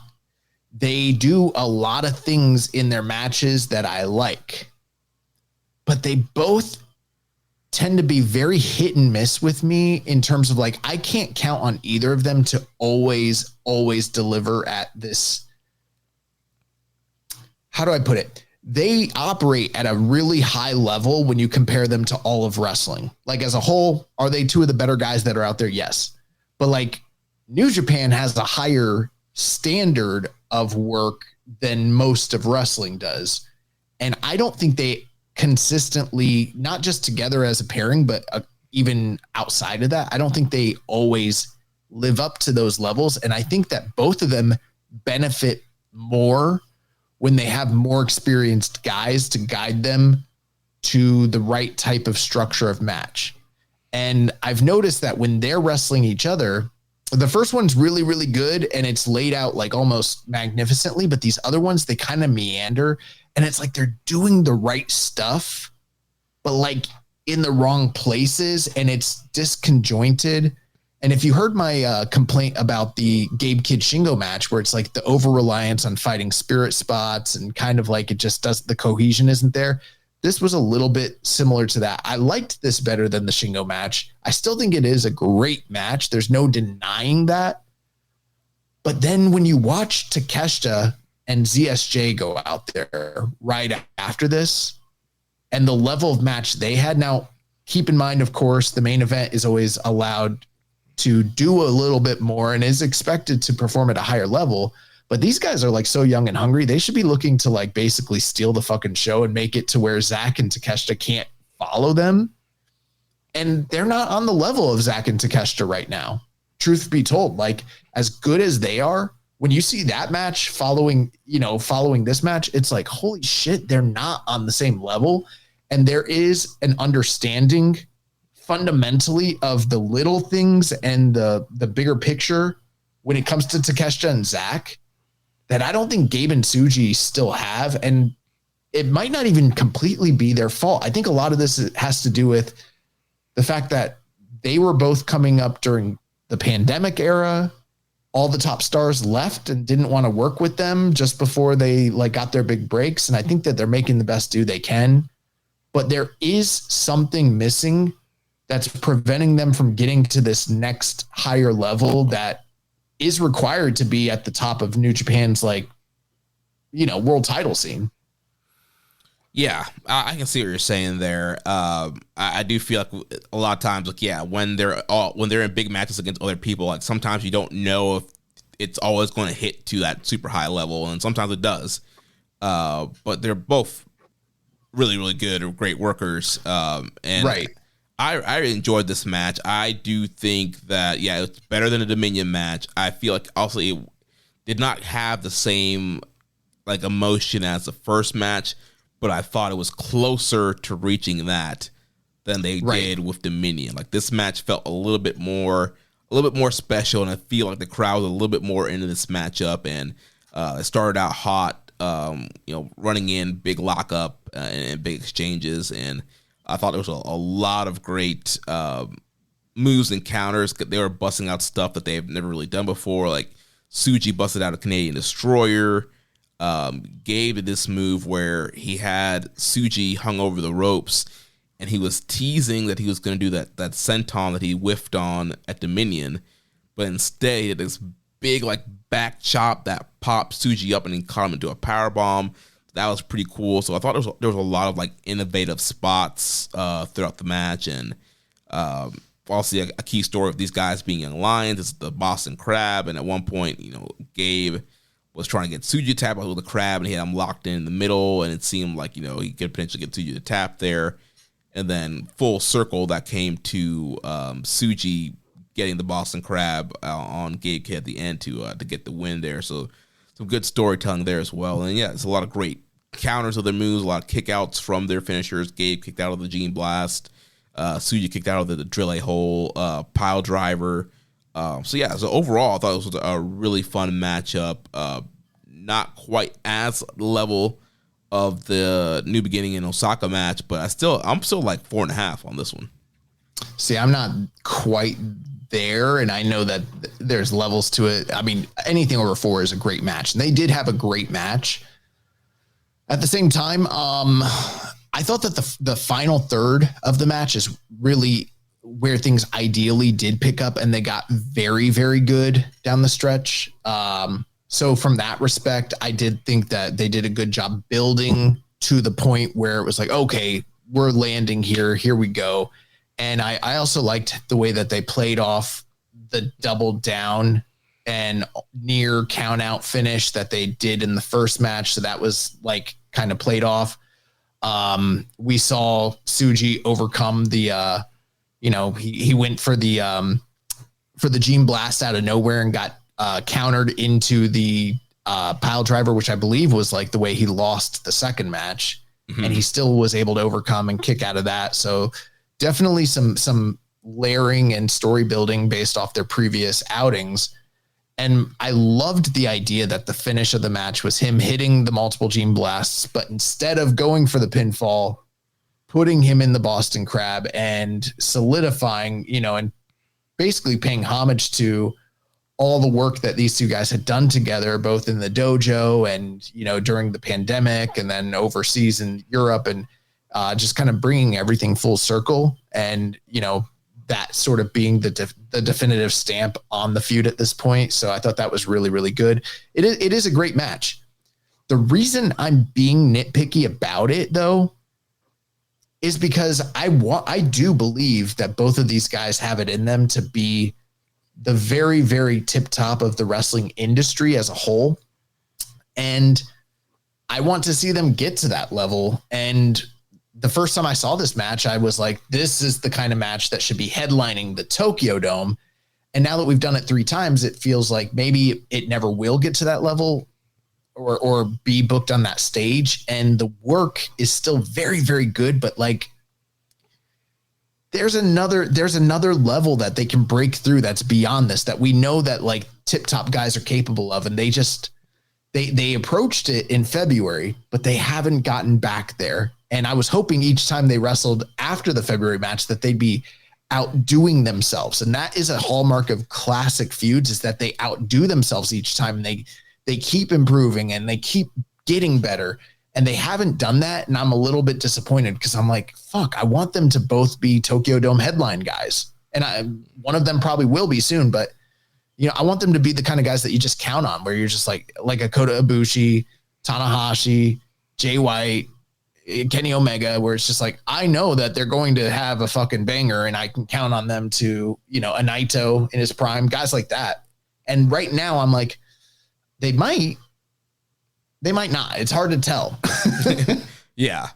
And I totally get that. And yeah, these are two guys that should be the top stars of the company and carrying the company forward. And that match in February, it looked like, we kind of caught on to something. And also it was, the stars aligned that night and everything. That was a magical matchup. And they've struggled to get the magic back since then. And part of that I do think is the booking of how both guys as well.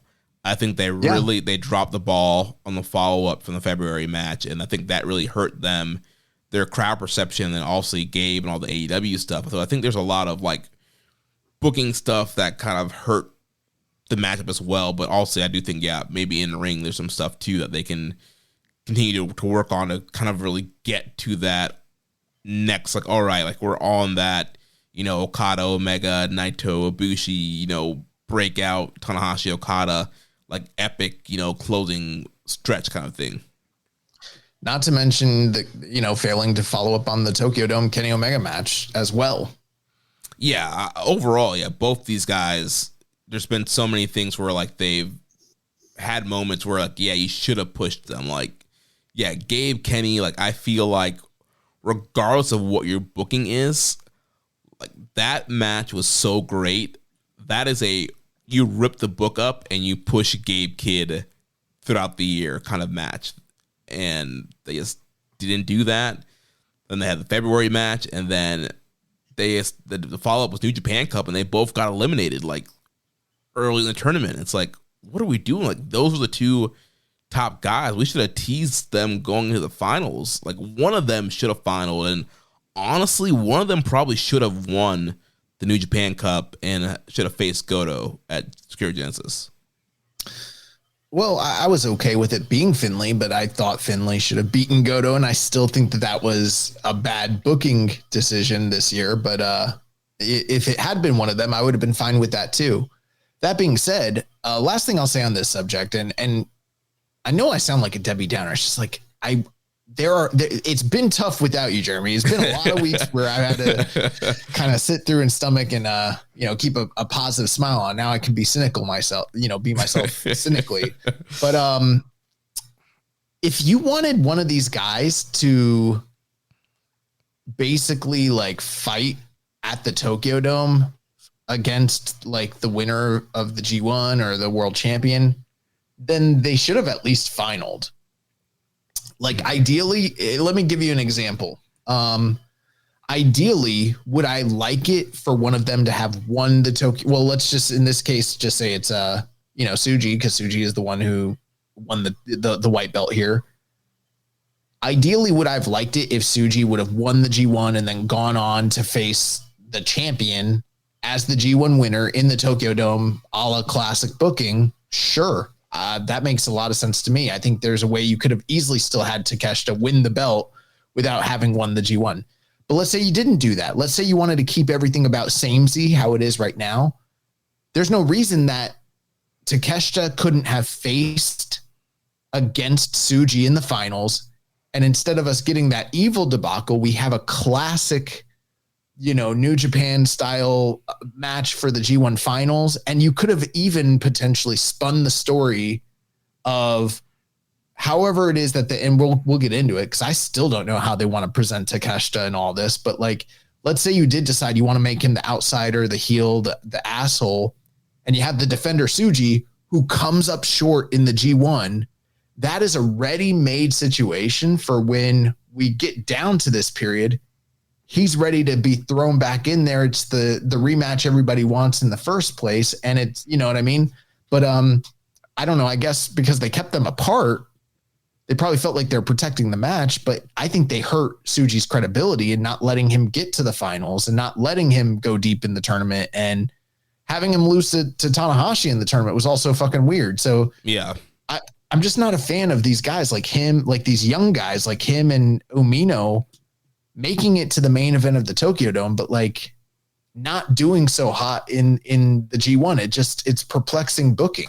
Yeah, I think they underestimate like the importance of the G1 and using that to elevate somebody and push them. And yeah, that was a big miss last year for Umino. Like, had he won the G1 or like been in the semifinal, like, I think that would have went over a lot better. And the same thing here for one of these guys. Like, yeah, if you're going with Tsuji, then yeah, I don't think they should have relied on the whole like double gold dash trope to get him in there.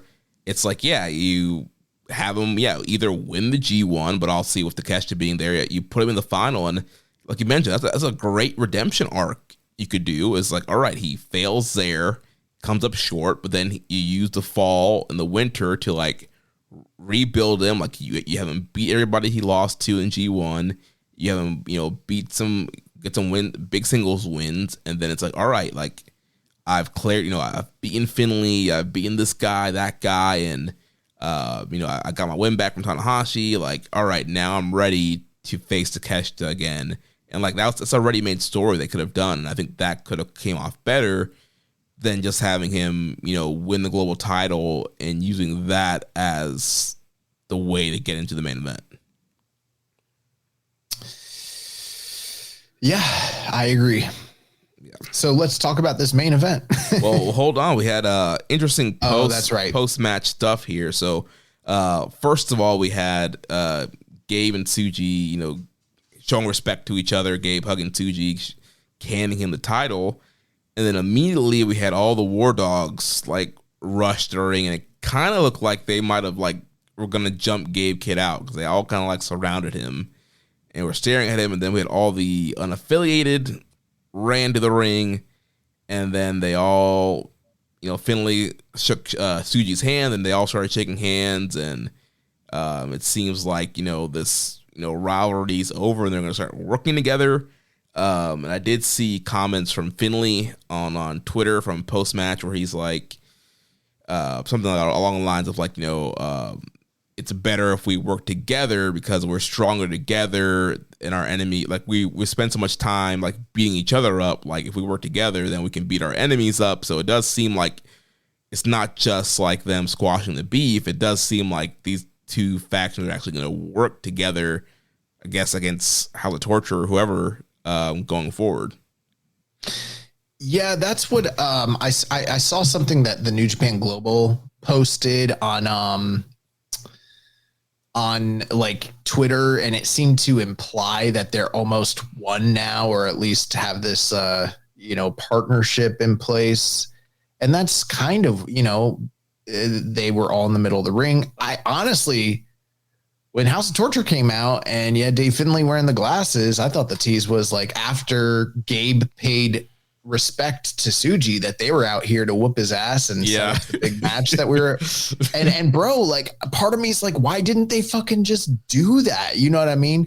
Because of the two angles, what's more appealing to me? Like, David Finlay and Gabe like finally getting to it and running it, running the Razor in the Dome, like fuck yeah.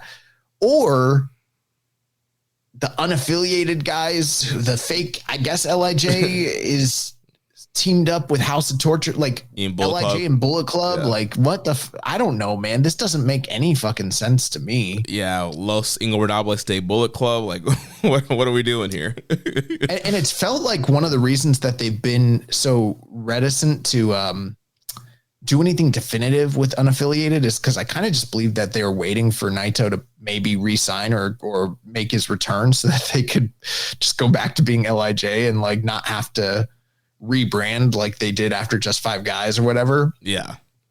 But now that we're here, it's like unaffiliated and War Dogs. What does this mean? I don't know. Are we going to start seeing these guys like all team together in multi-man matches? Like, I'll give it the benefit of the doubt. I'm sure that there's people coming up with headcanon of like who's going to turn on who and what it will mean for the shifting landscape. And if they pull it off, great. But I'm just not that jazzed up about it. Like after seeing these guys all fight each other for so long, how excited could I be for Hiromu and Ishimori tagging together? Like, or I don't know, Gabe teaming with Shingo. Like, I don't know, that they're in totally different like mindsets, worlds, characters. Like it's oil and water. It doesn't make any sense to me. Yeah. And I also didn't really like that, the Knockout Brothers, eventually kind of play into it as well. Cause they kind of have this whole like defiant character, like where we go against the grain, and now they're like shaking hands with not at first though. Yeah, they're the only ones who were like showing like, and if you notice, Oscar wasn't playing that shit. Right. Yeah. Yeah. So I was hoping like those two would at least been like, nah, like we joined the War Dogs because we thought this was like a rebel group that was like trying to like destroy everybody, and now you're here like throwing up the fist of LIJ. Like, nah, like I was hoping they would like roll out and you would have some tension there. Or like you were saying, I was just hoping, finally, like, we're going to jump Gabe out the group because, he lost and he's in AEW. But yeah, I don't know. So I'm not like, I don't know. I guess it's interesting, I guess, the angle they did, but I don't think it's the best thing they could have done. Especially leading into the Tokyo Dome. I'm like, what could potentially be the outcome of this that I'm most excited about? You know what I mean? And the only thing that I can think of that could potentially come out of this that maybe would excite me is like, you think that War Dogs are going to turn, but really it's LIJ. Yeah. But then when LIJ turns, I'm like, I don't know, heel Shingo, heel Daiki, like heel Tsuji. Like, why do I fucking care? Like, there's no hook. There's no hook here to make me care. And that wasn't a feud that I cared about in the first place. I wasn't like waiting at the end of it. Like, fuck, are these guys going to pay respect to each other? I hope they do. I can't wait to see the day that Finlay finally, like a lot of what really is effective in wrestling is making the fans want to see something and then finally paying it off to the point where when it happens, you're like, fuck yeah. Like, like the time when Hogan and Macho Man finally shook hands and like no one could believe it. Right. But it's like Finlay shook hands with Shingo. Like, I don't give a fuck. Like, why would I care about that? Like, they've been like feuding all year. Like, why? Yeah. So I don't know. I don't know where they're going here. Like, I don't get like why they would try to create like I don't get what's going on with any of the super group. Yeah, on any of the units. Like, why are we like? First of all, like, unaffiliated. Like, they're LIJ but not LIJ. They have merch, but they're not a group. They're independent, but they're a group. And then War Dogs was like turning face, and then United Empire is in a horrible state, and like I just feel like ever since like Cal Newman made those comments backstage, you notice that dude hasn't been booked. He said United Empire was in shambles, and they were like, yoink. Yeah, I don't know where he is, but yeah, I feel like the state of the factions in New Japan are a hot mess right now. We really need a big shakeup right now. Yeah. Well, that's going to take us to the main event. Yep. IWGP World Heavyweight title match. The Alpha Konosuke Takeshita defeats Zack Sabre Jr. 31 minutes, 16 seconds to become the new IWGP World Heavyweight Champion. So I think there's two things to talk about here. There's the in-ring itself, and then there's the creative and the booking, which is a totally different thing altogether. If we're just talking about what happened in that ring between those two guys, that I thought this was a masterclass. Like, I thought that this wasn't super far off from a match of the year contender. That's how it's probably, in my opinion, only second in New Japan this year to like Kenny Omega and Gabe Kidd in the ring. Yeah, I'm like close to 5 on it. I'm like, yeah, I don't know if I'm full 5. I'm like, yeah, 4.75. I'm close to 5 on this one. It's really, really, really fucking good. Yeah, I could throw 5 on it, but yeah, it was just incredible. I mean, from the get-go, like, they're doing all these great reversals, and the whole match, Zack's just working over the arm of Takeshita, and also that's a big story with Zack, because he broke Goto's arm, and so that's playing into this as well. So he's working the arm over, and he's doing some like nasty stomps. And obviously, Zack's always kind of done the stomp thing, but like he was doing some nasty ones where I was like, oh, it looked like he was like really like he's putting some stank on it. Yeah, making his arm go out of place, and yeah, he was wrenching the arm, working the arm bars, the submissions, and Takeshita had to kind of fight back, and that was Takeshita's right arm's one of his big weapons, with that big elbow he does, and using the strength to do the Raging Fire. So he did a phenomenal job of like selling, and selling was awesome. Yeah, gritting through the pain. And there's that one spot where like Zack was like waiting for him to do the running knee. He catches him, and then he gets him in the STF, and then he's just doing the Zack thing where he's grabbing a hole, he's grabbing a limb, working around, and just wrenching. I'm like, it had me first. I'm like, bro, he's wrapped up. Like, Red Shoes gotta stop this. Save this man's career. It looked like Red Shoes might stop it. It was pretty awesome. And then both of these guys hitting their signatures kind of out of nowhere. Zack was hitting Zack drivers, and Takeshita Blue Thunder and Raging Fire, and both guys kicking out of their shit, and crazy dives to the outside for both, well, not both of them, but from Takeshita, and all sorts of just really incredible stuff. And I liked how they mentioned that early on, Zack didn't really try to wrestle with this guy.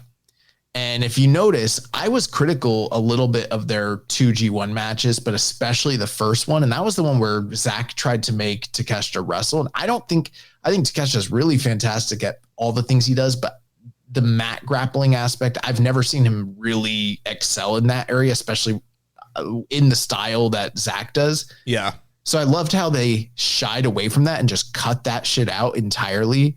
And on commentary, they said Zack mentioned that wasn't going to be his game plan because of how hard these guys were hitting each other in the G1.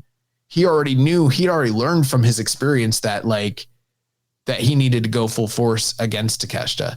And the way Takeshita beat him in their semifinal match during the G1 was off the top rope, basically dropping him on his head and like concussing him, which made Zack want to pay that favor back. And he was focusing on dropping this dude on his dome and striking him as hard as he could. And if you notice, like, Takeshita's teeth got all jacked up. He was bleeding from his mouth like the busted open. whole match. Yeah. So that was awesome. There was a great spot where like Zack bounced off the ropes and Takeshita rebounded him into a German and then immediately did like the European clutch after it. Like, it was so smooth. That was awesome. Takeshita hit one of the sickest lariats I have ever seen. And the motion. Now, the only thing I will criticize in this match, as good as Zack is, he just takes bumps bad sometimes, and he kept taking. He bumps very weird. Like, we've been saying that for years now. Like, there's certain moves that he takes where he just bumps weird. I don't know why.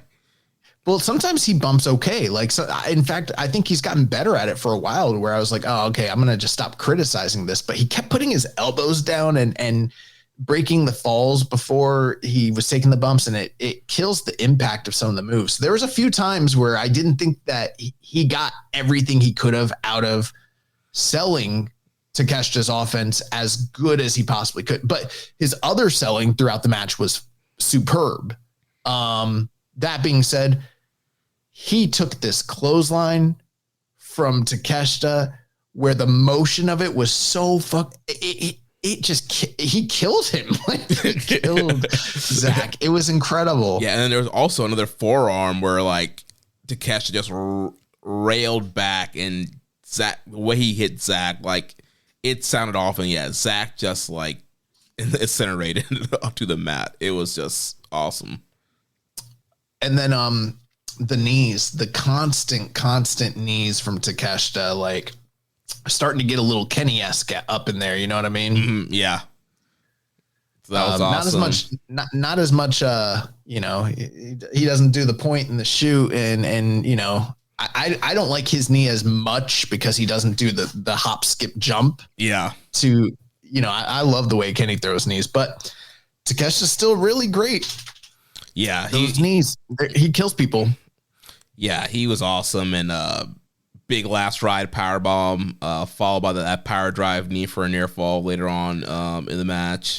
That was one of the bumps I was talking about. I didn't think that Zack took that last ride correctly. He put his elbow down and he just didn't bump for it right. And I was like, fuck, like, that's the one you want to die on. You know what I mean? Yeah. And then Takeshita, you know, he pulled out the crossface chicken wing, which was the hole he got over in the G1. Did you notice he really got it on this time? Mm-hmm. The whole way? Yeah. It was the first time he's really actually put it on where I'm like, thank God you do know how to do the crossface chicken wing correctly. Yeah, and Zack was able to escape out of that. He's continuing to stomp on the arm. Had a Zack driver for near fall. Then there's going back and forth. And yeah, just incredible stuff there. And then towards the end, Takeshita hits a Poison Rana, then the power drive knee, and another power drive knee for the win. I think that was one of the nastiest, most fluid and speedy Poison Ranas I've ever seen in my life. Yeah. And I know it's no secret how good Takeshita is, and all year he's been good in New Japan, but not up to quite the same levels he was that first G1. In fact, I think the other really, really, really good match he had this year in the G1 was with Zack. And then the only other match that I'd really point to as being like, yeah, that fucking ruled was like him and Oleg Boltin. Yeah. But other than that, he's had really good matches, but he hasn't been working up to the level where I'm like, okay, this is like the dude. And then in this match, I was like, oh shit, like he is that dude. And it was not far off from the level of the Bandito match in ROH. Mm-hmm. Yeah. Yeah, this was like a really super high level. Like, this is like IWGP worthy. And I thought the work they both did, the story they were telling, the selling was great. And I thought it was very interesting. There was points throughout the match where the crowd was getting behind Takeshita. Because, you know, kind of the whole, what's been happening is the crowd's kind of rejected him and seen him as the outsider. And not wanting him to be the G1 winner and be the champion. But then there was a good part of the fan base that was getting behind him, especially when Zack's like wrenching the arm and working those holes. The crowd like getting behind him, and then he would get control, and they would start booing. And so, yeah, he's a very polarizing figure right now. It was very uneven, and it was hard to tell. Like, and I think that's a good. Well, before we segue into the other part of it, I guess we should also just mention. So he wins the title. I think we knew he was going to win the title. We've been calling for it for a while. It finally happened. Big celebration. Him and Rocky, TMDK, they go off dejected, and then Hiroki Goto comes out, and you knew he was going to be gunning for the champion. He cuts a promo talking about how he's next in line. So at Tanahashi's homecoming in Gifu, it seems we are getting Goto versus Takeshita, which does take that potential match as having been a speculated Dome title match. It's off the table now. So yeah, unless they do back-to-back rematches, which I don't think they will be. So Goto's in line, and sorry, Goto, but you're not. You ain't going to the Dome. Not going to the Dome, bro. Sorry. Yeah. As soon as the Goto's like return match was on this show, like, oh yeah, he's gonna like win and be set up as a challenger, and yeah, that's what happened. And they had an incredible match last year in the G1, which I know you don't remember it, but bro, I need to rewatch it because I don't remember it, and I know everyone talks about it, and you've talked about it, and maybe I didn't watch it. I believe I would have watched it, but I don't know. Sometimes you just get G1 fatigue. It's a real thing. Yeah. So yeah, I think that'll be a great title match for that November show. I think that's a good first defense for Takeshita. Now, with all that being said, there has been a lot of discussion about the booking of this and the post-match. Like you said, not only was there polarizing responses to Takeshita during the match, I thought there was polarizing responses to him during his entrance, which, by the way, I hate his entrance music in New Japan. Oh, I don't, hate's too strong a word. I don't like his music in New Japan nearly as much as the entrance theme in AEW, the one that sounds like the Nitro theme song. Yeah. Like, I don't know why he doesn't have that music, because that music's great. But anyways, he got kind of mixed reaction there. He got mixed reaction during the match. And then the post-match was super bizarre because, like, some people were trying to cheer, but then there were vocal boos. But across the board, I didn't think that there was a loud enthusiasm either way. And a lot of that speaks to the issue of they didn't pick a lane with this guy. We called it out back in August. They didn't decide how they wanted to portray him. They were wishy-washy with it. Seemed like they were starting to make him a foreign invader at first, and then they decided to try and babyface him. And then kind of doing that while you got Rocky sticking on and the whole Don Callis family thing going on, it just doesn't really make a lot of sense. And then there's already the hurt feelings from the local audience where they don't see Takeshita as one of their guys because he's signed to AEW. He's from DDT. He doesn't work all the tours, and they're not enthusiastic about having a guy like that, like, represent being the top of the ace of the company. So I think that this is a failing of somebody, whether it's creative, management, Takeshita himself. Someone didn't foresee what the audience reactions were going to be to this and pivot early on enough. And now we're in this wishy-washy place. And as great as this match was, Takeshita hasn't been drawing very well when he is on top across the board in New Japan. Now, that's not to say that, like, Zack is a stellar draw either, but comparatively speaking, like, Zack as champion lately has done better business than any of the times they've had, like, Takeshita on the marquee outside of the Chicago show. And yeah, they drew like 1,000 less than the year before with him and Zack on top, which is not necessarily inspiring here. Yeah, I think it'll be interesting to see what the number will be with him and Goto. But yeah, I think he hasn't been the draw that I thought people think he was going to be. And again, I don't know if that's all on him or just, New Japan being super cold right now as well. But yeah, I do think that that's something to keep our eyes on to see how he draws as champion. And yeah, absolutely agree with what we were saying. We've talked about before, and I don't think they've done him any favors with the booking. And I think it was a very easy thing to do. Either if you see the babyface thing is failing, then you go full into the invader route. And honestly, they should have caught that from the beginning. It's very weird to have him come out there with a heel Rocky Romero, and he's part of the Don Callis family, and they're trying to make him as this babyface star. Yeah, that's definitely just, they totally missed the ball on that one. And so I think they should have, from day one of him coming in this year, they should have gone the whole, I'm trying to take over New Japan, I'm the invader, and totally make him that big invader heel, which they've done in the past, and that usually really works out well when you have an invader come in and then you have somebody from the promotion become the hero and stand up and defeat the invader. And I think that's a easy story they could have told to heat up, whatever young guy you want, Tsuji, Umino, Uemura. Like, you could have picked one of those guys to be the defender and have him beat him and have that be the story. And that should have been the story, the key story, if they end up doing Tsuji and Takeshita instead of it just being kind of the double gold dash thing.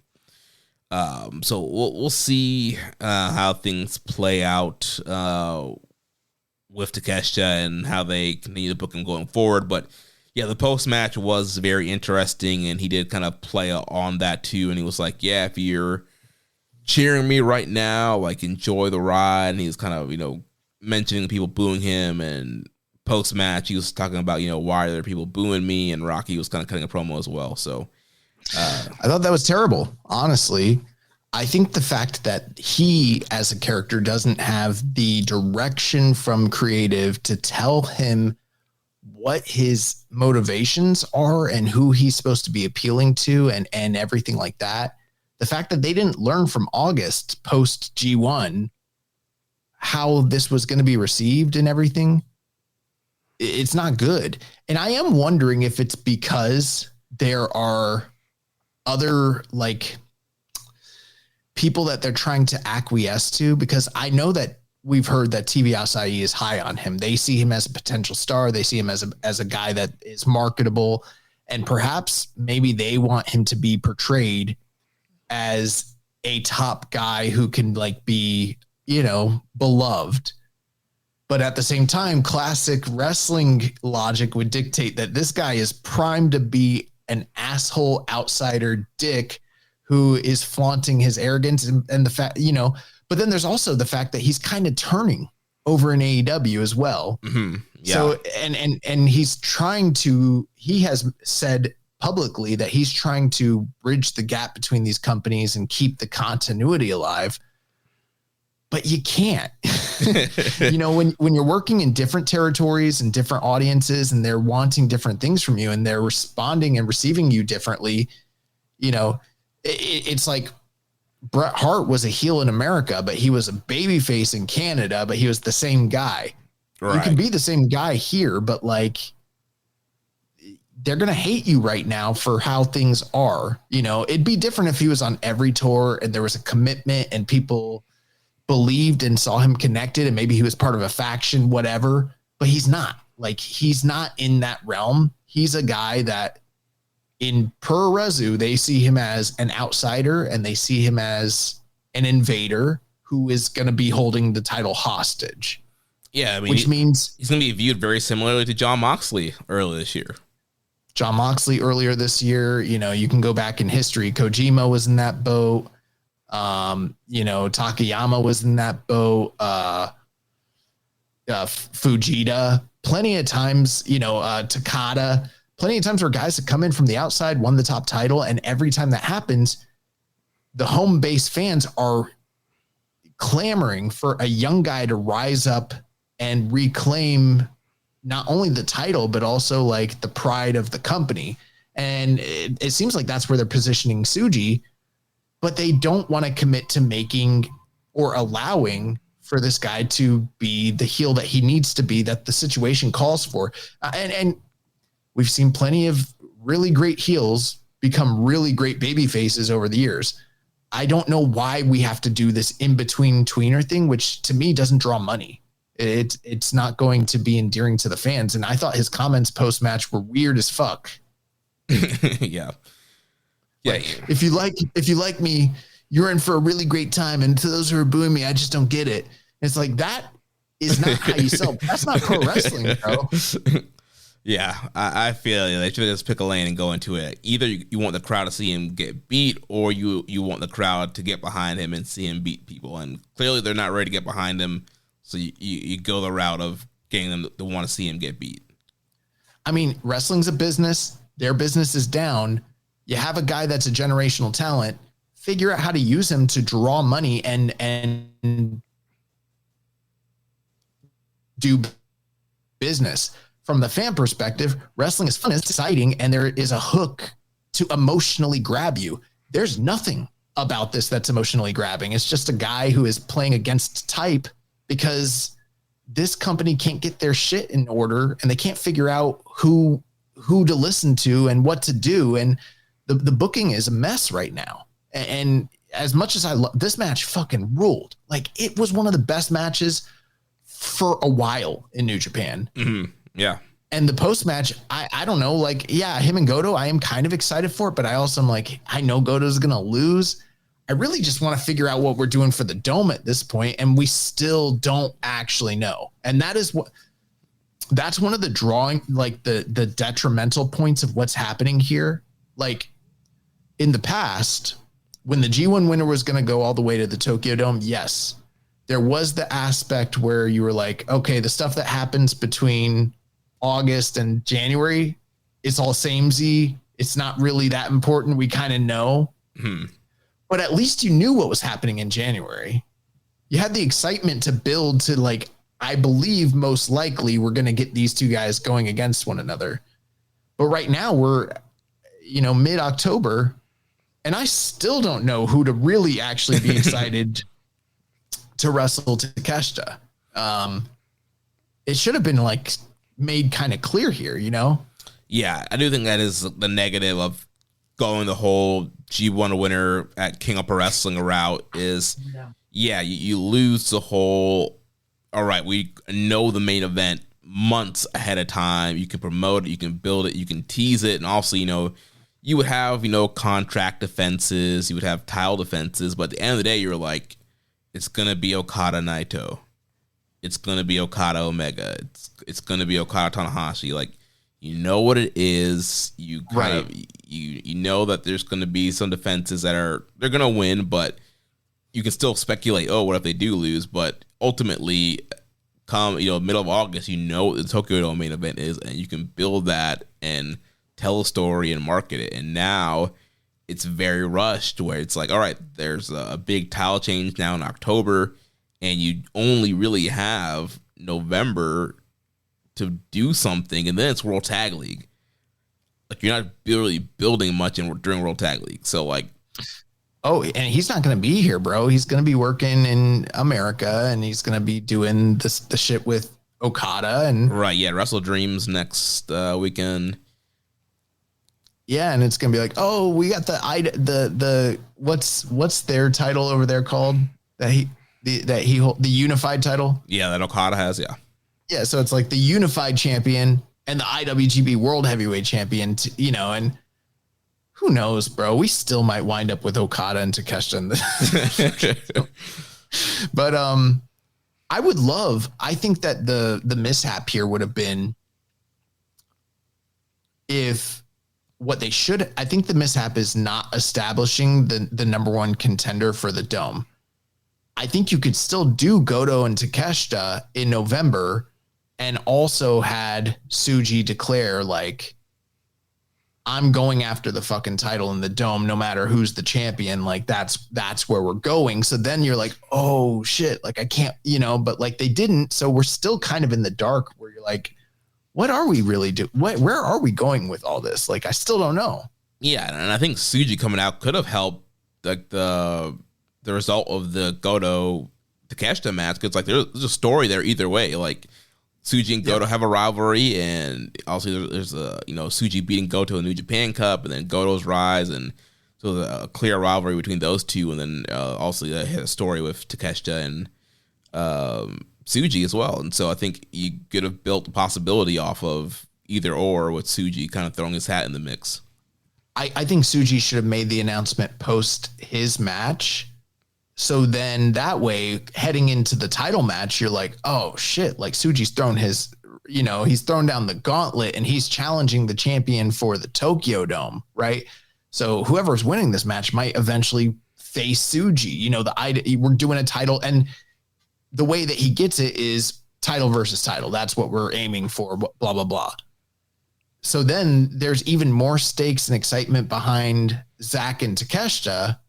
And then you can still do the Goto title challenge at the end of the night. And then it's like, all right, well, whoever wins between them, they've got history. There's a story there. There's stakes involved. And we know where we're headed, but we still don't. And like, instead, we've got LIJ and Bullet Club War Dogs are partnered for some reason. And I don't know why Gabe and Tsuji are both happy at a post-match about it. Like, there was no heartbreak, or it was just fucking weird. Like, they're all like, yeah, we're all good. We're on the same team. It's like, what? And Gabe's whole thing was like, yeah, if I don't retain, like, I'm not going to the main event Tokyo Dome. Like, my whole dream's broken. Been the ultimate setback. Yeah. Instead, he was like, yeah, we're good. He's my boy. Right. He's my boy now. And then at the end of the main event, the Goto comes out and challenges. That's great, but you don't know really where we're going with Takeshita. I saw Rocky Romero make comments online talking about like the biggest mistake this company ever made was not bringing this guy into the dojo, and now he's better than everybody, and you guys can't handle blah blah. And I'm like, that's fantastic. Why aren't they telling this story on the tape, on the air? Like, why isn't Takeshita making those inflammatory statements? What should have happened in this match is, if he did beat Zack, he should have turned. He shouldn't have been working from underneath the way he was. He should have turned towards the tail end of the match. They should have had the same match, but then he should have started going too far, but like way too far, to where people are like, oh shit, like he's really fucking up Zack. And then it's like, he's the invader. He fucking stole our title. He got heat, blah, blah, blah. Now when Goto comes out, it's not that he's just trying to get the title back. He's trying to defend the company. And right now, that's not the story. He's not trying to defend the company. He's just trying to get his title back, you know? Yeah. And we need that sort of story. I'm not trying to like make Takeshita the bad guy myself. I don't care. It's just the crowd is not accepting him as one of their own. They see him as the outsider. So anytime someone's the outsider, you need to book them as the outsider, you know? Yeah. When Nagata went to Noah, he wasn't trying to babyface himself and try and appeal to the fans. You know, when Tanahashi went and worked Champion Carnival, he didn't try to, wonder why the people are booing them. They got fucking heat. Same, like when Liger went to Dragon Gate. All these guys knew that I'm an invader. Yeah. You know, when Marufuji was here and he held up the IWGP Junior title, like he held it hostage. He was an invader. That's what invaders do. And that's what Hiromu's doing right now with the GHC title. Like, he's going over to Noah and being like almost a heel in Noah and holding with title and beating their guys and being this invader character. Like that's what should have been happening with Takeshita. It's one of the easiest, oldest pro wrestling stories. So I liked the show. I am a little bit like, I don't even know if I'd say perplexed. I'm just like, this is uninspiring a little bit. And I know that there are some bright spots here. The Knockout Brothers were great. The top two matches were really, really good. We got a match of the year contender, but there's a lot of question marks going into the last quarter of the year, like a lot. Yeah, and I think it's a tale of two stories of like, there's a lot of really good wrestling on this show, and I think that's also a pro, and I think that's why a lot of people like this show. But then from the booking perspective, it's like, what are we doing? Where are we going? Yeah, why are we doing what we're doing with Unaffiliated and War Dogs. Why is Evil never champion? Why is Takeshita, a tweener? Like, there's so many questionable booking decisions where it kind of does put a sour taste in your mouth after all the good wrestling you watch. Yeah. I know we had a question here. Yeah, Def Triangle 720 says, do you think the dual contract issue with Takeshita can't realistically work for New Japan unless he's fully in New Japan? I just don't see how he can be the world champ in New Japan while teasing an entire program with Okada in the process.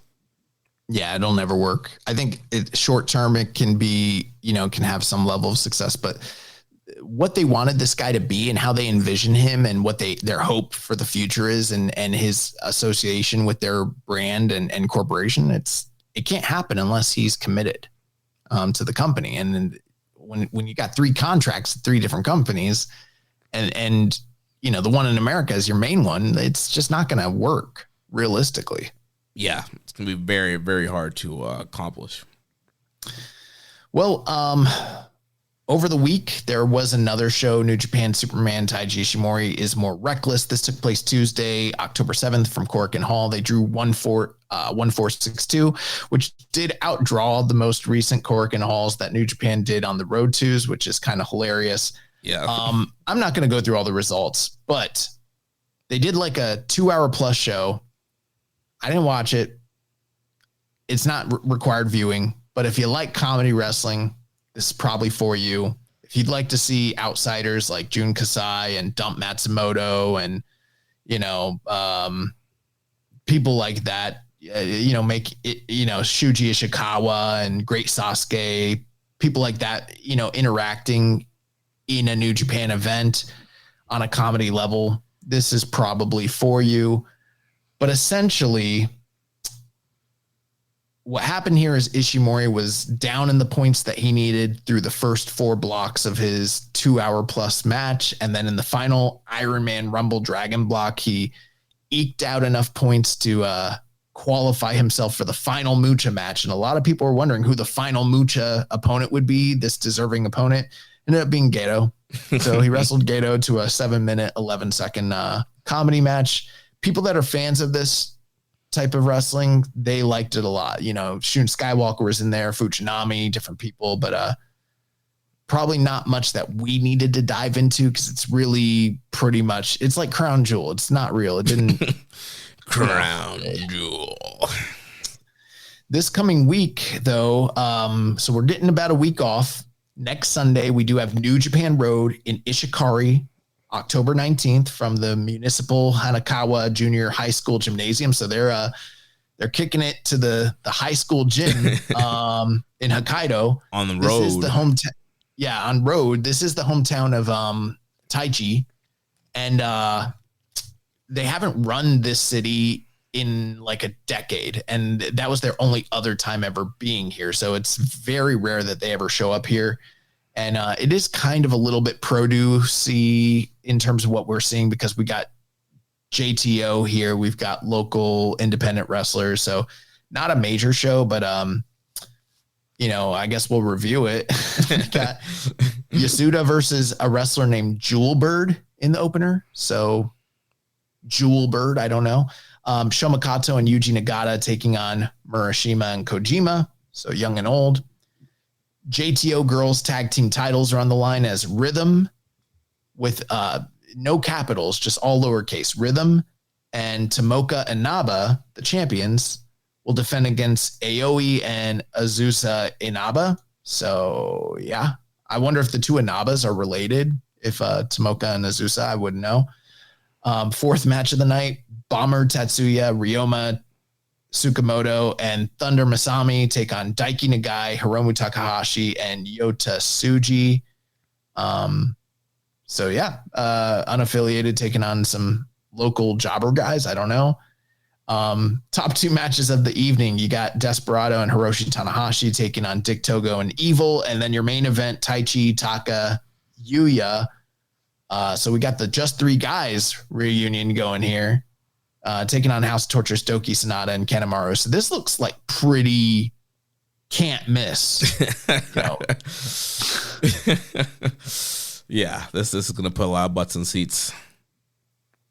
But, good on them running a show there. We don't have much in the news. We got a couple questions, and then we're going to get out of here.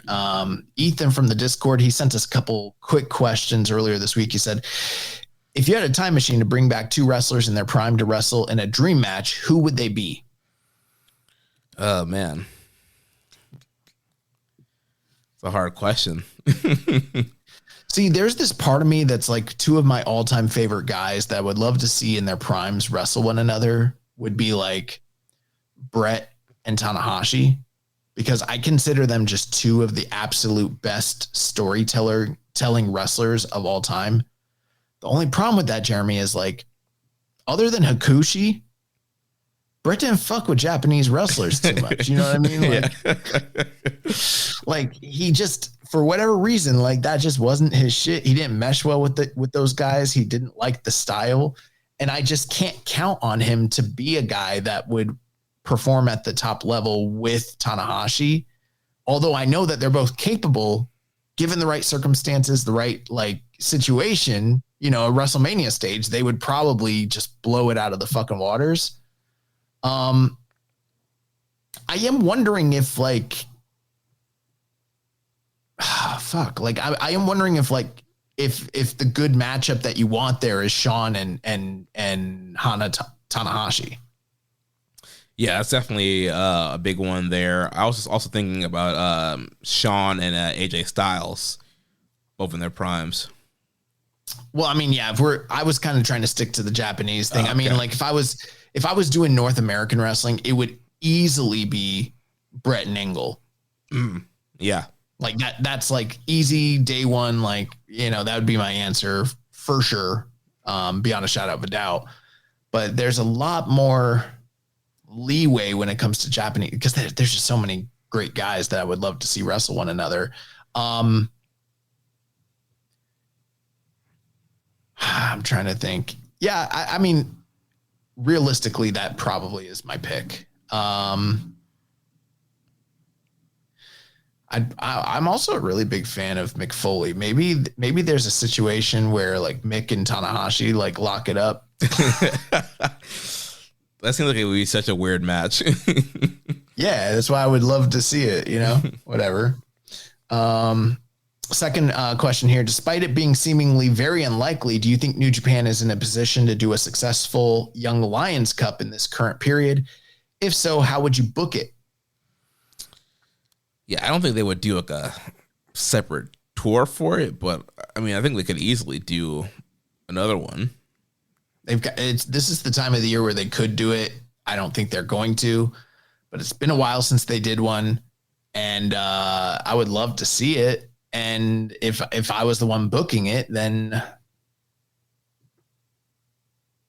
I don't know. It's tough because the only guy that I really, really, really trust out of that group of guys is like Daiki Nagai. Yeah. And he's a little junior to some of the other guys. Like it'd probably need to be Murashima who wins the whole thing at this point. Yeah, that probably, I guess, maybe make the most sense. But yeah, I feel like a lot of people would want the guy to win. And also he's, the standout star right now. So yeah, he'd be the guy that I think would probably benefit the most from the win. He's also a junior. Yeah. So like he can't. And then lastly, can you rank the least compelling to most compelling title bouts of this tour and why? So, I mean, I think he asked some of this before we got to where we're at. I'll tell you this though, the most for this tour, for the King of Pro Wrestling tour, the most compelling title match to me, just on paper, was easily Knockout Brothers versus Yuya and Shota, just in terms of excitement. And I would say the least would be the junior tag team title rematch, because we already got the junior tag team or the junior heavyweight title match, a few nights before that, which just, I don't know. It didn't make sense. Yeah, I would say another option for least compelling, Evil and Bolton. Yeah, Evil and Bolton's probably the one. That's probably the one, yeah. Yeah. And most compelling, I think you mentioned Naga Brothers versus Uemura and Umino, but I think them versus Ishii and but that's Destruction Tour. Gotcha. Okay, yeah. All right. So we're talking about just King of Pro Wrestling Tour. Gotcha. Okay. So yeah, so then it would be the attack them against Umino and Yuya. Yeah. But we didn't take questions this week. Some of this was impromptu, but it's okay because you're back from vacation and this was a long episode. We had a lot to cover, and next week we can take as many questions as we want. I don't think I don't know. We might spend a couple hours breaking down Road. We got to talk about Road. We got Super Junior Tag League, which is like Bird. I think Jewel Bird. Yeah. I do wonder though, like, I started doing a likely scenario of the teams and the format of the tournament. And then I just kind of gave up, but I think we know at least like 4 or 5 of the teams at this. Like, we know it's going to be the House Torture tag teams. We know tag team champions. We know it's going to be Ichiban Sweet Boys. We know it's going to be unaffiliated, Hiromu and Teton. It's most likely from House of Torture War Dog is most likely going to be Ishimori and Clark. That's at least 4 teams right there. And I feel like there's a 5th team that we got Desperado and Kukai. So already there's 5 teams that we know, and you're just kind of waiting to round out whoever else it is they're going to fucking throw in there randomly. So, yeah. Oh, and they already announced that they confirmed that it's going to be Wato and Yo. Oh, yeah, that's right. That's right. So yeah. That's 6 teams right there. Boom. There you go. So, well, all right. Well, that's going to wrap things up for us here this week. Next week, we'll be back to review Road and preview Super Junior Tag League and cover all this news in the world of New Japan Pro Wrestling. Remember, if you want to watch our show live or listen without ads, you can sign up at patreon.com/KI Strong Style. You can also make a donation by visiting socialsuplex.com/donate and click on the donate button under the Keeping It Strong Style logo. Make sure you get us on social media on X, Blue Sky. Follow us at KI Strong Style, at Social Suplex, at Jeremy L. Donovan, at YB_Josh and Liger. On Facebook, follow us at facebook.com/Social Suplex in the Wrestling Squared Circle Facebook group. On Reddit, I am Keeping It Strong Style. Josh is I'm the pro black guy, Josh Keeping It Strong Style. On YouTube, we're at Social Suplex. Join our Social Suplex Discord over there and interact with us and other wrestling fans. You can email me, Jeremy, at socialsuplex.com. Check out all the shows that we have here on the Social Suplex Podcast Network. On One Nation Radio, we have Rich Latta and James Boyd. All things illegal with Floyd and Austin. Imps, AEW Adventures, MK Matthew Mayer, Wrestling Art, Chris Sings, Tone Talk with Ali and Leah, and the Trish and Sarah Wrestling Podcast. Don't forget to subscribe and leave a rating and review, and we'll catch you next week on Keeping It Strong Style, the ace of podcasts. Bomba clap. Thank you for listening to Keepin' It Strong Style. We'll see you next time.